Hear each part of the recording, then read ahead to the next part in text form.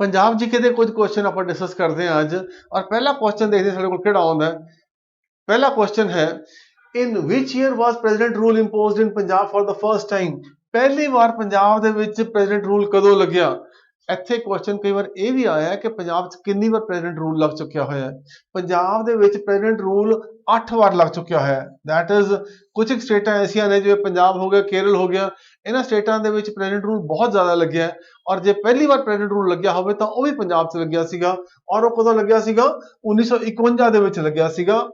ਔਰ ਆਪਾਂ ਜਾਣਦੇ ਹਾਂ ਉਸ ਵੇਲੇ ਆਮ ਤੌਰ ਤੇ ਜਦੋਂ ਸੈਂਟਰ ਸਰਕਾਰ ਕਿਸੇ ਹੋਰ ਦੀ ਹੋਵੇ ਔਰ ਸਟੇਟ ਦੇ ਸਰਕਾਰ ਕੋਈ ਹੋਰ ਹੋਵੇ ਤਾਂ ਸੈਂਟਰ ਮੋਸਟਲੀ ਜਿਹੜਾ ਸੀਗਾ ਉਸ ਦੀਆਂ ਸਰਕਾਰਾਂ ਨੂੰ ਤੋੜਨ ਦੀ ਕੋਸ਼ਿਸ਼ ਕਰਦੇ ਸੀਗੇ। ਪਰ 1951 ਦੇ ਵਿੱਚ ਪੰਜਾਬ 'ਚ ਵੀ ਕਾਂਗਰਸ ਸਰਕਾਰ ਸੀਗੀ ਔਰ ਸੈਂਟਰ 'ਚ ਵੀ ਕਾਂਗਰਸ ਸਰਕਾਰ ਸੀਗੀ। ਉਸ ਵੇਲੇ ਵੀ ਲੋਕਲ ਲੈਵਲ ਦੇ ਉੱਤੇ ਦੋ ਕੰਟੈਂਡਰ ਸੀਗੇ, ਇੱਕ ਤਾਂ ਡਾਕਟਰ ਗੋਪੀ ਚੰਦ ਭਾਰਗਵ, ਠੀਕ ਹੈ, ਜਿਹੜੇ ਕਿ ਉਸ ਵੇਲੇ ਦੇ ਚੀਫ ਮਿਨਿਸਟਰ ਸੀਗੇ ਔਰ ਉਹਨਾਂ ਕੋਲ ਮੈਜੋਰਿਟੀ ਵੀ ਸੀਗੀ। ਪਰ ਕੇਂਦਰ ਦੇ ਵਿੱਚ ਉਸ ਵੇਲੇ ਪ੍ਰਾਈਮ ਮਿਨਿਸਟਰ ਨਹਿਰੂ ਸੀਗੇ, ਉਹਨਾਂ ਦੇ ਨਾਲ ਕਿਤੇ ਇਹਨਾਂ ਦੀ ਬਹੁਤੀ ਚੰਗੀ ਬਣਦੀ ਨਹੀਂ ਸੀਗੀ। ਔਰ ਇੱਕ ਡਾਕਟਰ ਭੀਮ ਸਿੰਘ ਸੱਚਰ ਸੀਗੇ। ਸੋ ਉਹਨਾਂ ਦੀ ਭੀਮ ਸਿੰਘ ਸੱਚਰ ਤੇ ਗੋਪੀ ਚੰਦ ਭਾਰਗਵ ਦੀ ਆਪਸ ਦੀ ਲੜਾਈ ਦੇ ਵਿੱਚ ਉਹਦੇ ਵਿੱਚ ਕੀ ਹੋਇਆ ਕਿ ਸੈਂਟਰ ਨੇ ਇਹਨਾਂ ਦੀ ਸਰਕਾਰ ਨੂੰ ਤੋੜ ਕੇ ਜਿਹੜਾ ਸੀਗਾ ਇੱਥੇ ਪ੍ਰੈਜ਼ੀਡੈਂਟ ਰੂਲ ਲਗਾਇਆ ਸੀਗਾ। ਸੋ 1951 ਦੇ ਵਿੱਚ ਪਹਿਲੀ ਵਾਰ ਆਪਾਂ ਦੇਖਦੇ ਹਾਂ ਕਿ ਇਹ ਪ੍ਰੈਜ਼ੀਡੈਂਟ ਰੂਲ ਪੰਜਾਬ ਦੇ ਵਿੱਚ ਲੱਗਿਆ ਸੀ। ਸੋ ਦੋ ਕੁਐਸਚਨ ਆਪਾਂ ਦੇਖੇ ਇੱਥੇ ਬਣਦੇ ਪਏ ਨੇ। ਇੱਕ ਤਾਂ ਇਹ ਕੁਐਸਚਨ ਬਣਦਾ ਸੀਗਾ ਕਿ ਪਹਿਲੀ ਵਾਰ ਕਦੋਂ ਲੱਗਿਆ, ਦੂਜਾ ਇਹ ਵੀ ਕੁਐਸਚਨ ਬਣਦਾ ਸੀ ਕਿੰਨੀ ਵਾਰ ਪੰਜਾਬ 'ਚ ਲੱਗਿਆ, ਤੀਜਾ ਇਹ ਵੀ ਕੁਐਸਚਨ ਬਣਦਾ ਕਿ ਜਦੋਂ ਪਹਿਲੀ ਵਾਰ ਲੱਗਿਆ ਤਾਂ ਉਸ ਵੇਲੇ ਚੀਫ ਮਿਨਿਸਟਰ ਕੌਣ ਸੀ ਔਰ ਉਸ ਵੇਲੇ ਚੀਫ ਮਿਨਿਸਟਰ ਸੀਗੇ Gopi Chand Bhargava. Which of the following district does not share border with Pakistan? ਆਪਾਂ ਆਮ ਤੌਰ ਤੇ ਦੇਖਦੇ ਹਾਂ ਕਿ ਜਦੋਂ ਵੀ ਕੁਐਸਚਨ ਆਉਂਦਾ ਹੈ ਇਹ ਕਹਿੰਦੇ ਆ ਕਿ ਜੀ ਪਾਕਿਸਤਾਨ ਦੇ ਨਾਲ ਕਿਹੜੇ ਕਿਹੜੇ ਡਿਸਟ੍ਰਿਕਟ ਹੈ ਪੰਜਾਬ ਦੇ ਲੱਗਦੇ ਨੇ ਔਰ ਆਪਾਂ ਉੱਪਰੋਂ ਜੇ ਸ਼ੁਰੂ ਕਰ ਦਈਏ ਤਾਂ ਪਹਿਲਾਂ ਪਠਾਨਕੋਟ ਆ ਗਿਆ, ਫਿਰ ਗੁਰਦਾਸਪੁਰ ਆ ਗਿਆ, ਫਿਰ ਉਸ ਤੋਂ ਬਾਅਦ ਅੰਮ੍ਰਿਤਸਰ ਆ ਗਿਆ, ਤਰਨ ਤਾਰਨ ਆ ਗਿਆ, ਫਿਰ ਫਿਰੋਜ਼ਪੁਰ ਆ ਗਿਆ, ਫਾਜ਼ਿਲਕਾ ਆ ਗਿਆ। ਤਾਂ 6 ਜ਼ਿਲ੍ਹੇ ਨੇ ਜਿਹੜੇ ਕਿ ਪਾਕਿਸਤਾਨ ਦੇ ਨਾਲ ਬਾਰਡਰ ਲੱਗਦਾ ਜਿਨ੍ਹਾਂ ਦਾ। ਔਰ ਇਹਦਾ ਮਤਲਬ ਕਿ ਆਹ ਵਾਲਾ ਜ਼ਿਲ੍ਹਾ ਬਠਿੰਡਾ ਜਿਹੜਾ ਸੀਗਾ ਇਹਦਾ ਪਾਕਿਸਤਾਨ ਦੇ ਨਾਲ ਬਾਰਡਰ ਨਹੀਂ ਲੱਗਦਾ। ਸੋ ਸਾਡਾ ਜਵਾਬ ਕੀ ਹੋਏਗਾ, ਬਠਿੰਡਾ। ਤੁਸੀਂ ਦੇਖਦੇ ਹੋ ਕਿ ਬਠਿੰਡਾ ਇੱਥੇ ਰਹਿ ਗਿਆ ਇਹ ਔਰ ਇੱਥੇ ਪਠਾਨਕੋਟ, ਗੁਰਦਾਸਪੁਰ, ਅੰਮ੍ਰਿਤਸਰ, ਤਰਨ ਤਾਰਨ, ਫਿਰੋਜ਼ਪੁਰ ਤੇ ਫਾਜ਼ਿਲਕਾ ਇਹ 6 ਜ਼ਿਲ੍ਹੇ ਨੇ ਜਿਨ੍ਹਾਂ ਦਾ ਕਿ ਬਾਰਡਰ ਪਾਕਿਸਤਾਨ ਦੇ ਨਾਲ ਲੱਗਦਾ। ਔਰ ਆਪਾਂ ਨੂੰ ਇਹ ਵੀ ਯਾਦ ਹੋਣਾ ਚਾਹੀਦਾ ਇੱਥੇ ਕਿ ਕਿੰਨਾ ਬਾਰਡਰ ਲੱਗਦਾ ਹੈ, 553 ਕਿਲੋਮੀਟਰ ਦਾ ਬਾਰਡਰ ਜਿਹੜਾ ਸੀਗਾ ਇਹ ਪਾਕਿਸਤਾਨ ਦੇ ਨਾਲ ਪੰਜਾਬ ਦਾ ਲੱਗਦਾ ਹੈ। Who is known as father of green revolution in India? India ਦੇ ਵਿੱਚ ਫਾਦਰ ਆਫ ਗ੍ਰੀਨ ਰੈਵੋਲੂਸ਼ਨ ਕਿਹਨੂੰ ਕਿਹਾ ਜਾਂਦਾ ਹੈ? ਦੁਨੀਆ ਦੇ ਵਿੱਚ ਜੇ ਕਿਹਾ ਜਾਵੇ ਤਾਂ ਉਹ ਕਿਹਾ ਜਾਂਦਾ ਹੈ ਡਾਕਟਰ ਨਾਰਮਨ ਬੋਰਲੌਗ ਨੂੰ। ਦੁਨੀਆ ਦੇ ਵਿੱਚ ਕਿਹਾ ਜਾਂਦਾ ਹੈ ਕਿਉਂਕਿ ਇਹਨਾਂ ਨੇ ਕੀ ਕੀਤਾ ਸੀਗਾ, ਵੀਟ ਦੀ ਨਵੀਂ ਜਿਹੜੀ ਵੈਰਾਈਟੀ ਸੀਗੀ ਉਹਦੀ ਖੋਜ, ਡਵਾਰਫ ਵੈਰਾਈਟੀ ਦੀ ਜਿਹੜੀ ਖੋਜ ਸੀ ਇਹਨਾਂ ਨੇ ਕੀਤੀ ਸੀ ਔਰ ਉਹ ਮੈਕਸੀਕੋ ਦੇ ਵਿੱਚ ਹੋਈ ਸੀਗੀ। ਸੋ ਇਹਨਾਂ ਨੂੰ ਜਿਹੜਾ ਸੀਗਾ ਫਾਦਰ ਆਫ ਗ੍ਰੀਨ ਰੈਵੋਲੂਸ਼ਨ ਦਾ ਵਰਡ ਕਿਹਾ ਜਾਂਦਾ ਹੈ। ਪਰ ਭਾਰਤ ਦੇ ਵਿੱਚ ਉਸ ਵੇਲੇ Indian council of agriculture research ਦੇ ਜਿਹੜੇ ਹੈਡ ਸੀਗੇ ਉਹ ਕੌਣ ਸੀਗੇ, ਡਾਕਟਰ MS ਸਵਾਮੀਨਾਥਨ। ਔਰ ਉਹਨਾਂ ਨੇ ਇਹ ਸਾਰਾ ਕੰਮ ਜਿਹੜਾ ਸੀਗਾ ਨਾਲ ਮਿਲ ਕੇ ਕੀਤਾ ਔਰ ਇੰਡੀਆ ਦੇ ਵਿੱਚ ਜਿਹੜੀ ਹਰੀ ਕ੍ਰਾਂਤੀ ਆਈ ਹੈ ਉਹਦੇ ਵਿੱਚ ਇੱਕ ਵੱਡਾ ਸਿਹਰਾ ਡਾਕਟਰ MS ਸਵਾਮੀਨਾਥਨ ਨੂੰ ਜਾਂਦਾ ਕਿ ਉਹਨਾਂ ਨੇ ਬਹੁਤ ਸੁਚੱਜੇ ਤਰੀਕੇ ਨਾਲ ਇਹ ਕੰਮ ਕੀਤਾ। So father of green revolution in India ਉਹ ਕਿਹਨੂੰ ਕਿਹਾ ਜਾਂਦਾ ਹੈ, ਡਾਕਟਰ MS ਸਵਾਮੀਨਾਥਨ ਨੂੰ ਕਿਹਾ ਜਾਂਦਾ ਹੈ। ਇਹ ਵੀ ਸਾਨੂੰ ਪਤਾ ਹੋਣੇ ਚਾਹੀਦੇ ਨੇ ਕੌਣ ਨੇ, ਡਾਕਟਰ GS ਖੁਸ਼। ਡਾਕਟਰ GS ਖੁਸ਼ ਬਹੁਤ ਵੱਡੇ ਪਲਾਂਟ ਬਰੀਡਿੰਗ ਦੇ ਸਾਇੰਟਿਸਟ ਨੇ ਜਿਨ੍ਹਾਂ ਨੇ ਕਿ ਰਾਈਸ ਦੀ ਕਲਟੀਵੇਸ਼ਨ ਤੇ ਬਹੁਤ ਕੰਮ ਕੀਤਾ ਹੈ ਔਰ ਜਿਹੜੀਆਂ ਨਵੀਆਂ ਵੈਰਾਈਟੀਆਂ ਰਾਈਸ ਦੀਆਂ ਆਈਆਂ ਨੇ, ਪਹਿਲਾਂ ਤਾਂ ਆਪਣੇ ਬਾਸਮਤੀ ਚੱਲਦੀ ਸੀ ਜਾਂ ਦੇਸੀ ਚੌਲ ਚੱਲਦੇ ਸੀਗੇ, ਉਹਨਾਂ ਸਾਰੀਆਂ ਵੈਰਾਈਟੀਆਂ ਦੇ ਵਾਸਤੇ ਜਿਹੜੀ ਕਿ ਲੋ ਪ੍ਰੋਡਿਊਸਿੰਗ ਵੈਰਾਈਟੀਆਂ ਸੀਗੀਆਂ, ਫਿਰ ਫਿਲੀਪੀਨਸ ਦੇ ਵਿੱਚ ਇੱਕ ਆਰਗੇਨਾਈਜੇਸ਼ਨ ਬਣਾਈ ਗਈ ਜਿਹਨੂੰ ਕਿ ਇੰਟਰਨੈਸ਼ਨਲ ਰਾਈਸ ਰਿਸਰਚ ਇੰਸਟੀਚਿਊਟ ਕਿਹਾ ਜਾਂਦਾ ਹੈ। ਉੱਥੇ ਡਾਕਟਰ GS ਖੁਸ਼ ਇਹਨਾਂ ਨੇ ਬਹੁਤ ਵੱਡਾ ਕੰਮ ਕੀਤਾ ਔਰ ਵੱਡੇ ਪਲਾਂਟ ਬਰੀਡਰ ਦੇ ਨਾਂ ਦੇ ਉੱਤੇ ਜਿਹੜਾ ਸੀਗਾ ਡਾਕਟਰ GS ਖੁਸ਼ ਦਾ ਨਾਮ ਆਉਂਦਾ ਹੈ। ਡਾਕਟਰ KN ਪਾਠਕ ਤੇ ਤੁਹਾਨੂੰ ਯਾਦ ਹੋਣਾ ਚਾਹੀਦਾ, ਇਹ PGI ਦੇ ਹੈਡ ਰਹੇ ਨੇ, ਜਿਹੜੀ ਕਿ ਆਪਣੀ ਚੰਡੀਗੜ੍ਹ ਦੇ ਵਿੱਚ PGI ਹਸਪੀਟਲ ਉਹਦੇ ਹੈਡ ਰਹੇ ਨੇ। ਸੋ ਇਹਨਾਂ ਨਾਮਾਂ ਦਾ ਵੀ ਸਾਨੂੰ ਪਤਾ ਹੋਣਾ ਚਾਹੀਦਾ ਕਿਉਂਕਿ ਪੰਜਾਬ ਦੇ ਨਾਲ ਕਿਤੇ ਨਾ ਕਿਤੇ ਇਹ ਰਿਲੇਟਡ ਨੇ। Who was the first vice chancellor of Punjab Agriculture University Ludhiana? PAU Ludhiana. ਇਹ ਕਦੋਂ ਬਣੀ ਸੀਗੀ, ਇਹ ਵੀ ਕੁਐਸਚਨ ਐਗਜ਼ਾਮ ਦੇ ਵਿੱਚ ਆਉਂਦਾ ਹੈ। ਇਹ ਬਣੀ ਸੀ 1962 ਦੇ ਵਿੱਚ ਬਣੀ ਸੀਗੀ ਇਹ this is the third agriculture university in India, third agriculture university in India. ਪਹਿਲੀ ਕਿਹੜੀ ਸੀਗੀ, ਪਹਿਲੀ ਸੀ ਤੁਹਾਡੀ ਪੰਤਨਗਰ ਇਹ ਪੰਤ ਨਗਰ ਅੱਜ ਦੀ ਤਰੀਕ ਦੇ ਵਿੱਚ ਉੱਤਰਾਖੰਡ 'ਚ ਪੈਂਦਾ ਹੈ। ਉਸ ਵੇਲੇ ਇਹ ਉੱਤਰ ਪ੍ਰਦੇਸ਼ ਦੇ ਵਿੱਚ ਹੁੰਦਾ ਸੀਗਾ ਔਰ ਇਸ ਯੂਨੀਵਰਸਿਟੀ ਦਾ ਨਾਮ ਹੈ GB ਪੰਤ ਯੂਨੀਵਰਸਿਟੀ ਇਹਦਾ ਨਾਮ ਪੈਂਦਾ ਹੈਗਾ। ਸੋ ਪੰਤ ਨਗਰ ਦੇ ਵਿੱਚ ਇਹ ਯੂਨੀਵਰਸਿਟੀ ਹੈਗੀ ਹੈ ਜਿਹੜੀ ਕਿ 1960 ਵਿੱਚ ਬਣੀ ਸੀਗੀ। ਦੂਜੀ ਯੂਨੀਵਰਸਿਟੀ ਜਿਹੜੀ ਬਣੀ ਸੀਗੀ ਉਹ ਬਣੀ ਸੀ ਭੁਵਨੇਸ਼ਵਰ ਦੇ ਵਿੱਚ, ਉੜੀਸਾ ਦੇ ਵਿੱਚ। ਇਹ 1961 ਦੇ ਵਿੱਚ ਬਣੀ ਔਰ 1962 ਦੇ ਵਿੱਚ ਜਿਹੜੀ ਸੀਗੀ ਇਹ ਕਾਲਜ ਆਫ ਐਗਰੀਕਲਚਰ ਜਿਹੜਾ ਕਿ ਲਾਹੌਰ ਤੋਂ ਸ਼ਿਫਟ ਹੋ ਕੇ ਲੁਧਿਆਣੇ ਆਇਆ ਸੀਗਾ ਔਰ ਇਸ ਨੂੰ ਜਿਹੜਾ ਸੀਗਾ ਆਪਾਂ ਕਹਿੰਦੇ ਹਾਂ ਕਿ ਫਿਰ ਇੱਥੇ ਐਗਰੀਕਲਚਰ ਪੰਜਾਬ ਐਗਰੀਕਲਚਰ ਯੂਨੀਵਰਸਿਟੀ ਦਾ ਨਾਮ ਦੇ ਕੇ 1962 ਦੇ ਵਿੱਚ ਇਹ ਯੂਨੀਵਰਸਿਟੀ ਬਣੀ ਸੀਗੀ। So that is the one question you should remember. ਫਿਰ ਆਉਂਦਾ ਕਿ ਇਹਨਾਂ ਦੇ ਵਿੱਚੋਂ ਪਹਿਲਾਂ PAU ਦਾ ਜਿਹੜਾ ਸੀਗਾ ਵਾਈਸ ਚਾਂਸਲਰ ਕੌਣ ਸੀਗਾ? ਡਾਕਟਰ SS ਜੋਹਲ ਵੀ ਰਹੇ ਨੇ but he was not the first. Doctor Mahinder Singh Randhawa ਵੀ ਰਹੇ ਨੇ, he was not the first. Doctor BS Ghuman ਇਹ ਵੀ ਰਹੇ ਨੇ, he was not the first. So answer ਕੀ ਰਹੇਗਾ ਤੁਹਾਡਾ? None of these. ਕਿਉਂ? ਕਿਉਂਕਿ ਪਹਿਲੇ ਵਾਈਸ ਚਾਂਸਲਰ ਕੌਣ ਸੀਗੇ ਇੱਥੇ ਦੇ? He was doctor PN Thapar. Doctor PN Thapar was the first vice chancellor of Punjab agriculture university. So ਇਸ ਤਰੀਕੇ ਨਾਲ ਤੁਹਾਨੂੰ ਇਹ ਪਤਾ ਹੋਣਾ ਚਾਹੀਦਾ, ਕਈ ਵਾਰ ਨਨ ਆਫ ਥੀਜ਼ ਵੀ ਆਂਸਰ ਹੋ ਜਾਂਦਾ ਹੈ। Name the guru who started the concept of ਪਹਿਲੇ ਪੰਗਤ ਪਾਛੇ ਸੰਗਤ। ਸੋ ਇਹ ਲੰਗਰ ਦਾ ਕਨਸੈਪਟ ਇਹ ਤਾਂ ਆਪਾਂ ਜਾਣਦੇ ਹਾਂ, ਭਾਵੇਂ ਗੁਰੂ ਨਾਨਕ ਦੇਵ ਜੀ ਦੇ ਟਾਈਮ ਦੇ ਉੱਤੇ ਲੰਗਰ ਚੱਲਦੇ ਹੁੰਦੇ ਸੀਗੇ, ਗੁਰੂ ਅੰਗਦ ਦੇਵ ਜੀ ਦੇ ਟਾਈਮ ਦੇ ਉੱਤੇ ਅਸੀਂ ਕਹਿੰਦੇ ਕਿ ਇਹ ਫਾਰਮਲਾਈਜ਼ ਹੋ ਗਿਆ ਔਰ ਗੁਰੂ ਅਮਰਦਾਸ ਜੀ ਨੇ ਕਿਹਾ ਸੀਗਾ ਕਿ ਜਦੋਂ ਵੀ ਤੁਸੀਂ ਸੰਗਤ ਦੇ ਵਿੱਚ ਆਉਣਾ ਤਾਂ ਪਹਿਲੇ ਤੁਸੀਂ ਜਿਹੜਾ ਸੀਗਾ ਪੰਗਤ ਵਿੱਚ ਬੈਠਣਾ ਸਿੱਖੋ। ਦੈਟ ਮੀਨਸ ਤੁਸੀਂ ਸਾਰਿਆਂ ਨਾਲ ਬੈਠ ਕੇ ਰੋਟੀ ਖਾਣਾ ਸਿੱਖੋ। ਕਿਉਂ? ਕਿਉਂਕਿ ਜਾਤ ਪਾਤ ਦੀਆਂ ਦੂਰੀਆਂ ਨੂੰ ਮਿਟਾਉਣ ਵਾਸਤੇ ਬਹੁਤ ਜ਼ਰੂਰੀ ਸੀਗਾ। ਜਾਤ ਪਾਤ ਕੀ ਸੀਗਾ? ਕਿਸੇ ਦਾ ਹੱਥ ਵੀ ਲੱਗ ਜੇ ਕਿਸੇ ਸ਼ਡਿਊਲ ਕਾਸਟ ਦਾ, ਉਹ ਰੋਟੀ ਨਹੀਂ ਸੀ ਖਾਂਦੇ। ਸੋ ਜੇ ਮੇਰੀ ਸੰਗਤ ਦੇ ਵਿੱਚ ਆਉਣਾ ਤਾਂ ਪਹਿਲਾਂ ਤਾਂ ਆਪਣੀ ਜਿਹੜੀਆਂ ਉਹ ਦੂਰੀਆਂ ਉਹਨਾਂ ਨੂੰ ਦੂਰ ਕੀਤਾ ਜਾਵੇ। ਇਸ ਕਰਕੇ ਉਹਨਾਂ ਨੇ ਕਿਹਾ ਸੀ ਪਹਿਲੇ ਪੰਗਤ ਦੇ ਵਿੱਚ ਬਹਿ ਕੇ ਰੋਟੀ ਖਾਓ, ਫਿਰ ਆ ਕੇ ਮੇਰੇ ਨਾਲ ਸੰਗਤ ਕਰੋ। ਸੋ ਇਹ ਗੁਰੂ ਅਮਰਦਾਸ ਜੀ ਨੇ ਇਹ ਚੀਜ਼ ਜਿਹੜੀ ਕਹੀ ਸੀਗੀ। ਸੋ ਇਹ ਆਂਸਰ ਕੀ ਬਣੇਗਾ? Guru Amardas ji. In which of the following year Punjabi language was granted status of official language? Punjabi ਨੂੰ official language ਦਾ ਸਟੇਟਸ ਕਦੋਂ ਦਿੱਤਾ ਗਿਆ? ਠੀਕ ਹੈ ਜੀ। ਸੋ ਇਹਦਾ ਜਵਾਬ ਕੀ ਬਣਦਾ?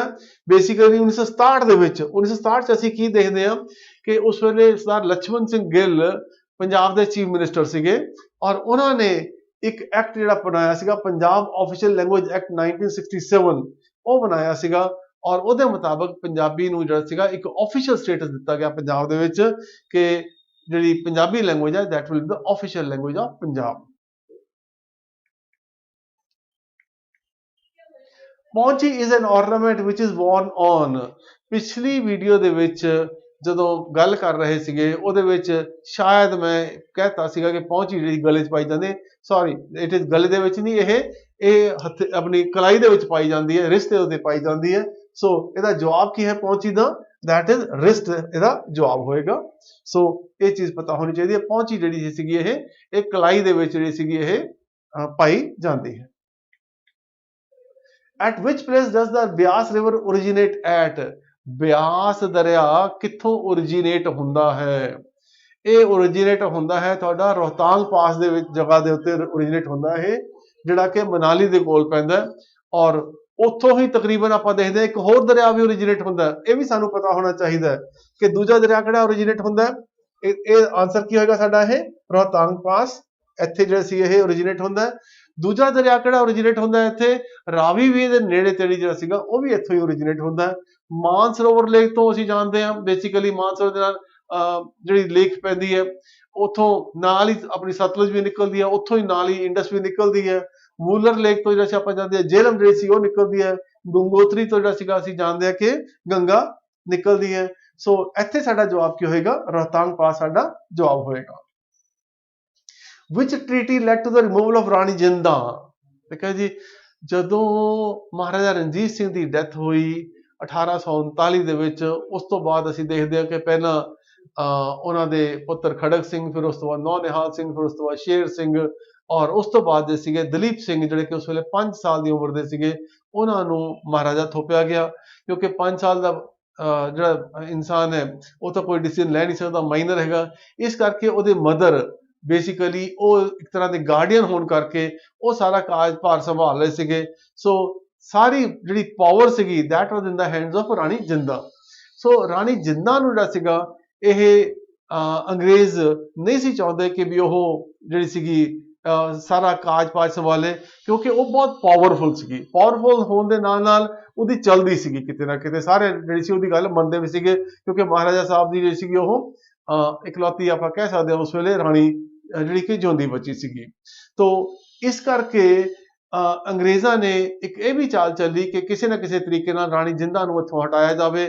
ਉਹਨਾਂ ਨੇ ਫਿਰ ਕੀਤਾ ਕਿ ਰਾਜਿਆਂ ਨੂੰ ਮਨਾਇਆ ਬਾਕੀਆਂ ਨੂੰ, ਤੇ ਰਾਣੀ ਜਿੰਦਾਂ ਨੂੰ ਉਹਨਾਂ ਨੇ ਕਿਹਾ ਕਿ ਵੀ ਅਸੀਂ ਤੈਨੂੰ ਪੈਨਸ਼ਨ ਲਗਾ ਦਿੰਦੇ ਹਾਂ। ਸੋ ਉਹਨੂੰ 1.5 ਲੱਖ ਰੁਪਏ ਸਾਲ ਦੀ ਪੈਨਸ਼ਨ ਲਗਾ ਕੇ ਜਿਹੜਾ ਸੀਗਾ ਉਹਨੂੰ ਕਿਸੇ ਤਰੀਕੇ ਨਾਲ ਮਜਬੂਰ ਕਰੋ, ਇਹ ਕਰੋ ਕਿ ਵੀ ਮਨਾ ਕੇ ਉਹਨੂੰ ਜਿਹੜਾ ਸੀਗਾ ਪੈਨਸ਼ਨ ਦੇ ਉੱਤੇ ਭੇਜ ਦਿੱਤਾ। ਔਰ ਉਸ ਤੋਂ ਬਾਅਦ ਅਸੀਂ ਦੇਖਦੇ ਹਾਂ ਕਿ ਮਹਾਰਾਜਾ ਦਲੀਪ ਸਿੰਘ ਦਾ ਜਿਹੜਾ ਸੀਗਾ ਗਾਰਡੀਅਨ ਉਹ ਕਿਹਨੂੰ ਅਪਾਇੰਟ ਕਰ ਦਿੱਤਾ ਗਿਆ, ਉਹ Shri Henry Lawrence, mister Henry Lawrence, ਉਹਨਾਂ ਨੂੰ ਅਪਾਇੰਟ ਕਰ ਦਿੱਤਾ ਗਿਆ ਔਰ ਸਾਰੀ ਤਾਕਤ ਉਹਨਾਂ ਦੇ ਹੱਥ ਆ ਗਈ। ਸੋ ਦਿਸ happened with the Treaty of Parowal, that is known as the Treaty of Parowal.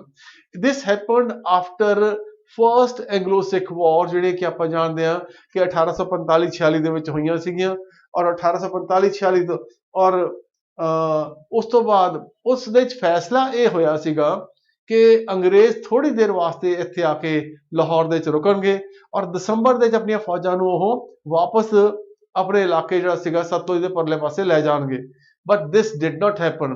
ਦਸੰਬਰ ਦੀ ਜਿਵੇਂ ਹੀ ਡੇਟ ਨੇੜੇ ਆਉਣ ਵਾਲੀ ਸੀਗੀ ਉਸੇ ਵੇਲੇ ਉਸਨਾਂ ਨੇ ਇੱਕ ਮੀਟਿੰਗ ਬੁਲਾਈ ਔਰ ਮੀਟਿੰਗ ਦੇ ਵਿੱਚ ਜਿਹੜੇ ਬਾਕੀ ਦੇ ਰਾਜੇ ਸੀਗੇ ਉਹਨਾਂ ਨੂੰ ਇਕੱਠਿਆਂ ਕਰਕੇ ਜਿਹੜਾ ਸੀਗਾ ਰਾਣੀ ਦੇ ਅਗੇਂਸਟ ਇੱਕ ਰੈਜ਼ੋਲੂਸ਼ਨ ਪਵਾ ਕੇ ਉਹਨੂੰ ਹਟਾ ਦਿੱਤਾ ਔਰ ਉਸ ਦੇ ਮੁਤਾਬਕ ਜਿਹੜਾ ਸੀਗਾ ਰਾਣੀ ਨੂੰ ਜਿਹੜਾ ਸੀਗਾ ਇੱਕ ਤਰ੍ਹਾਂ ਦਾ ਲਾਹੌਰ ਤੋਂ ਕੱਢ ਵੀ ਦਿੱਤਾ ਗਿਆ। ਔਰ ਉਹ that treaty is known as treaty of Bhairowal. Treaty of Multan ਕੋਈ ਹੋਈ ਨਹੀਂ, ਟ੍ਰੀਟੀ ਆਫ ਅੰਮ੍ਰਿਤਸਰ ਆਪਾਂ ਜਾਣਦੇ ਹਾਂ। ਦਿਸ ਹੈਪਨਡ 1809 ਦੇ ਜਿਹੜੀ ਸੰਧੀ ਹੋਈ ਸੀਗੀ ਮਹਾਰਾਜਾ ਰਣਜੀਤ ਸਿੰਘ ਦੀ ਵਿੱਚ ਔਰ ਮੈਟਕਾਫ ਨੇ ਸਾਈਨ ਕੀਤੀ ਸੀਗੀ ਕਿ ਸਤਲੁਜ ਬਾਉਂਡਰੀ ਹੋਏਗੀ, that is known as the treaty of Amritsar.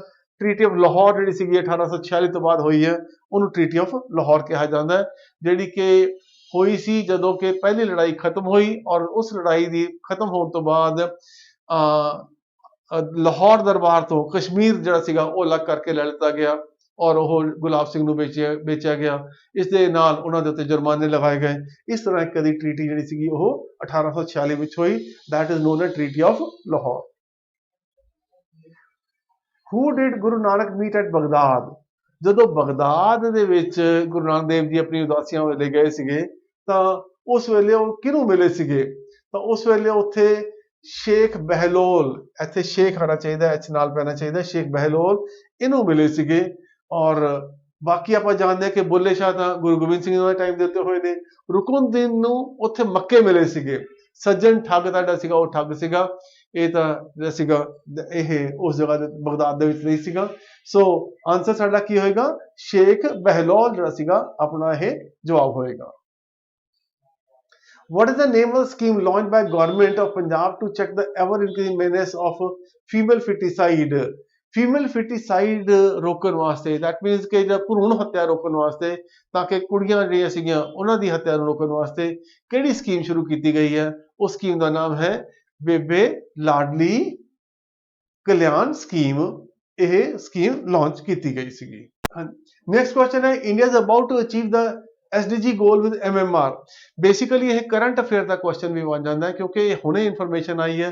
ਸੋ ਇਹਦੇ ਵਿੱਚ ਕੀ ਆਈ ਇਨਫੋਰਮੇਸ਼ਨ ਆਈ ਹੈ ਕਿ MMR ਆਲ ਇੰਡੀਆ ਦਾ 97 ਹੋ ਚੁੱਕਿਆ ਹੋਇਆ, which is near the SDG goal। SDG stand for sustainable development goals. UNO ਨੇ 17 SDG ਡਿਸਾਈਡ ਕੀਤੇ ਨੇ।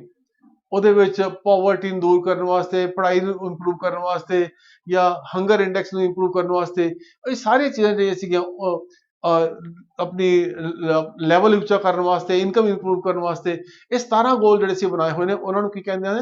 ਆਪਾਂ ਸਸਟੇਨੇਬਲ ਡਿਵੈਲਪਮੈਂਟ ਗੋਲਸ ਕਹਿੰਦੇ ਹਾਂ। ਸੋ ਉਹਨਾਂ ਦੇ ਵਿੱਚੋਂ ਜਿਹੜਾ ਸੀਗਾ ਇੱਕ ਗੋਲ ਹੈ ਕਿ MMR ਜਿਹੜੀ ਸੀਗੀ ਉਹ ਰਿਡਿਊਸ ਹੋਣੀ ਚਾਹੀਦੀ ਹੈ ਆਪਣੀ ਉਹ, ਔਰ ਟਾਰਗੇਟ ਸਾਡਾ ਹੈਗਾ ਕਿ ਵੀ that should come down to around 90। ਤੋ ਇੰਡੀਆ ਇਜ਼ ਐਟ ਦਾ 97 ਦੇ ਉੱਤੇ ਪਹੁੰਚ ਚੁੱਕਿਆ ਹੋਇਆ। ਸੋ ਇਸ ਵੇਲੇ ਪੰਜਾਬ ਦਾ ਇਸ ਵੇਲੇ ਕੀ ਜਿਹੜਾ ਸੀਗਾ MMR ਹੈਗਾ, ਜਿਹੜਾ ਕਿ ਹੁਣੇ ਥੋੜੇ ਦਿਨ ਪਹਿਲਾਂ ਅਖਬਾਰ ਦੇ ਵਿੱਚ ਆਇਆ ਸੀਗਾ। ਸੋ ਪੰਜਾਬ ਦੇ ਜਿਹੜਾ ਆਪਣਾ MMR ਹੈ ਦੈਟ ਇਜ਼ 105। ਸਾਨੂੰ ਇਹਦਾ ਜਵਾਬ ਕੀ ਬਣਿਆ ਸਾਡਾ? 105 पंजाब का इस वेले MMR की है 105 है। MMR की फुल वैल्यू की पूरी फॉर्म की है maternal mortality ratio. Maternal mortality ratio एक ही चीज होंगी है कि बर्थ के टाइम के उत्ते या during pregnancy basically within 42 months weeks of pregnancy और at the time of birth of the child जो मदर की डैथ हो जाए तो उन्होंने की कहा जाता है, उन्होंने MMR कहा जाता है, मैटरनल मोर्टैलिटी कहा जाता है। और 1 लाख दे विचों जिन्नियां मदर की डैथ हो जाती है उन्होंने की कहा जाता है MMR maternal mortality ratio. So this ratio is पर लैक। आम तौर पर आप बाकी जिन्नियां भी फिगर्स देखते हैं वो पर 1000 होंदियां ने, पर यह वाली पर लैक है। सो इंडिया ਦੇ ਵਿੱਚ ਕਿਸੇ ਵੇਲੇ ਇਹ 300 ਹੋਇਆ ਕਰਦੀ ਸੀਗੀ ਔਰ ਘਟਦੇ ਘਟਦੇ ਆਪਾਂ ਦੇਖਦੇ 97 ਤੇ ਉੱਤੇ ਆ ਚੁੱਕੀ ਹੈ। ਇਹ ਪੰਜਾਬ ਹਾਲੇ ਵੀ ਕਾਫੀ ਪਿੱਛੇ ਹੈ, ਈਵਨ ਆਲ ਇੰਡੀਆ ਲੈਵਲ ਤੋਂ ਪਿੱਛੇ ਹੈ, ਕਿਉਂਕਿ ਆਲ ਇੰਡੀਆ ਦਾ ਲੈਵਲ ਕਿੰਨਾ ਇਸ ਵੇਲੇ 97 ਆਲ ਇੰਡੀਆ 97 ਹੈ ਔਰ ਜਿਹੜੀ ਕੇਰਲ ਵਰਗੀ ਸਟੇਟ ਹੈ ਉੱਥੇ ਸ਼ਾਇਦ 18 ਦੇ ਕਰੀਬ ਹੈ। ਇਹ ਤਾਮਿਲਨਾਡੂ ਚ ਵੀ 49 ਕੇ ਇਸ ਦੇ ਕਰੀਬ ਹੈ। ਸੋ ਪੰਜਾਬ ਕਾਫੀ ਪਿੱਛੇ ਹੈ ਇਸ ਚੀਜ਼ ਦੇ ਵਿੱਚ ਹਾਲੇ ਵੀ। ਸੋ ਇਸ ਚੀਜ਼ ਦੇ ਉੱਤੇ ਪੰਜਾਬ ਨੂੰ ਹਾਲੇ ਹੋਰ ਕੰਮ ਕਰਨ ਦੀ ਜ਼ਰੂਰਤ ਹੈਗੀ ਹੈ ਕਿ ਇਹ ਆਲ ਇੰਡੀਆ ਲੈਵਲ ਤੋਂ ਇਸ ਮੈਟਰ ਦੇ ਵਿੱਚ ਹਾਲੇ ਵੀ ਪਿੱਛੇ ਚੱਲ ਰਿਹਾ ਹੈ। Who laid the foundation of Durgiana temple at Amritsar. Amritsar ਦੇ ਵਿੱਚ ਦੁਰਗਿਆਨਾ ਟੈਂਪਲ 1920 ਦੇ ਵਿੱਚ ਬਣਾਇਆ ਗਿਆ ਸੀਗਾ। ਅਸੀਂ ਦੇਖਦੇ ਹਾਂ ਕਿ 1920 ਦੇ ਵਿੱਚ ਹੀ ਹਰਮੰਦਰ ਸਾਹਿਬ ਸੀਗੇ ਉੱਥੇ ਮਹੰਤਾਂ ਦਾ ਕਬਜ਼ਾ ਸੀਗਾ ਔਰ ਮਹੰਤ ਜਿਹੜੇ ਸੀਗੇ ਕਿਤੇ ਨਾ ਕਿਤੇ ਉਹ ਆਈਡੋਲੇਟਰੀ ਵੀ ਨਾਲ ਚੱਲਦੀ ਸੀਗੀ, ਮੂਰਤੀ ਪੂਜਾ ਵੀ ਨਾਲ ਹੁੰਦੀ ਸੀਗੀ। ਸੋ ਜਦੋਂ ਉਸ ਵੇਲੇ ਆਪਾਂ ਦੇਖਦੇ ਹਾਂ ਕਿ ਤਕਰੀਬਨ SGPC ਬਣੀ ਤਾਂ SGPC ਨੇ ਮੂਰਤੀ ਪੂਜਾ ਦੀ ਜਿਹੜੀ ਸੀ ਉਹਦੀ ਆਪੋਜੀਸ਼ਨ ਵੀ ਕੀਤੀ ਸੀ ਕਿਤੇ। ਇਸ ਕਰਕੇ ਉੱਥੋਂ ਮੂਰਤੀਆਂ ਹਟਾ ਕੇ ਜਿਹੜਾ ਸੀਗਾ ਇੱਕ ਨਵਾਂ ਮੰਦਿਰ ਐਸਟੈਬਲਿਸ਼ ਕੀਤਾ ਗਿਆ ਜਿਹਨੂੰ ਕਿ ਦੁਰਗਿਆਨਾ ਮੰਦਿਰ ਕਿਹਾ ਗਿਆ ਔਰ ਉੱਥੇ ਮੂਰਤੀਆਂ ਜਿਹੜੀਆਂ ਸੀਗੀਆਂ ਉਹ शिफ्ट की गई सीगियां। सो बेसिकली की है कि किने lead the foundation Pandit Madan Mohan Malviya. Pandit Madan Mohan Malviya उन्होंने दुर्गियाना मंदिर की नींह रखी सीगी। मदन मोहन मालविया का नाम होर किथे आउंदा है, इन्होंने BHU बनारस हिंदू यूनिवर्सिटी उहदी भी जिहड़ी सी फाउंडेशन इन्होंने रखी सीगी, उहदे वाइस चांसलर भी रहे हैं। फिर आप हिंदू महासभा देखिए उहदे भी फाउंडर रहे हैं। फिर आप देखिए उस वेले एक होर मूवमेंट जी फ्रीडम मूवमेंट चली सी उहदे नाल भी इन्हां दी बहुत बड़ी एसोसीएशन सी। कांग्रेस के भी यह प्रेजिडेंट रहे सीगे। सो इस तरीके नाल आपां देखदे हां कि पंडित मदन मोहन मालविया ने दुर्गियाना मंदिर दी नींह रखी सी। Population of Punjab is nearly equal to the population of. सो पंजाब की आबादी जे आपां देखीए तां 2011 ਦੇ ਵਿੱਚ 2,77,00,000 ਦੇ ਕਰੀਬ ਸੀਗੀ। ਅੱਜ ਦੀ ਤਰੀਕ 'ਚ ਆਪਾਂ ਦੇਖਦੇ ਹਾਂ ਅਪਰੋਕਸੀਮੇਟਲੀ 3 ਕਰੋੜ ਦੇ ਕਰੀਬ ਦੀ ਆਬਾਦੀ ਹੋਏਗੀ, ਕਿਉਂਕਿ 2021 ਦਾ ਸੈਂਸਸ ਹਾਲ ਤੱਕ ਹੋਇਆ ਨਹੀਂ। 2021 ਦੇ ਵਿੱਚ ਸੈਂਸਸ ਹੋਣਾ ਸੀਗਾ, ਹਾਲੇ ਤੱਕ ਸਰਕਾਰ ਨੇ ਸੈਂਸਸ ਇਹ ਨਹੀਂ ਕਰਾਇਆ, ਜਦੋਂ ਕਿ ਇਹ ਸਾਰਾ ਸੈਂਸਸ ਇਸ ਵਾਰ ਟੈਬਸ ਦੇ ਉੱਤੇ ਹੋਣਾ। दैट मीनस कि होना क्या कि सारी इन्फॉर्मेशन भरी जानी है नाल दी नाल और उस वेले वो चीज़ अपडेट भी होंदी रहेगी। बहुत तेजी नाल जिहड़ा सीगा ये सेंसस होना है, पर किते ना किते ये सेंसस हाल तक नहीं हो पाया।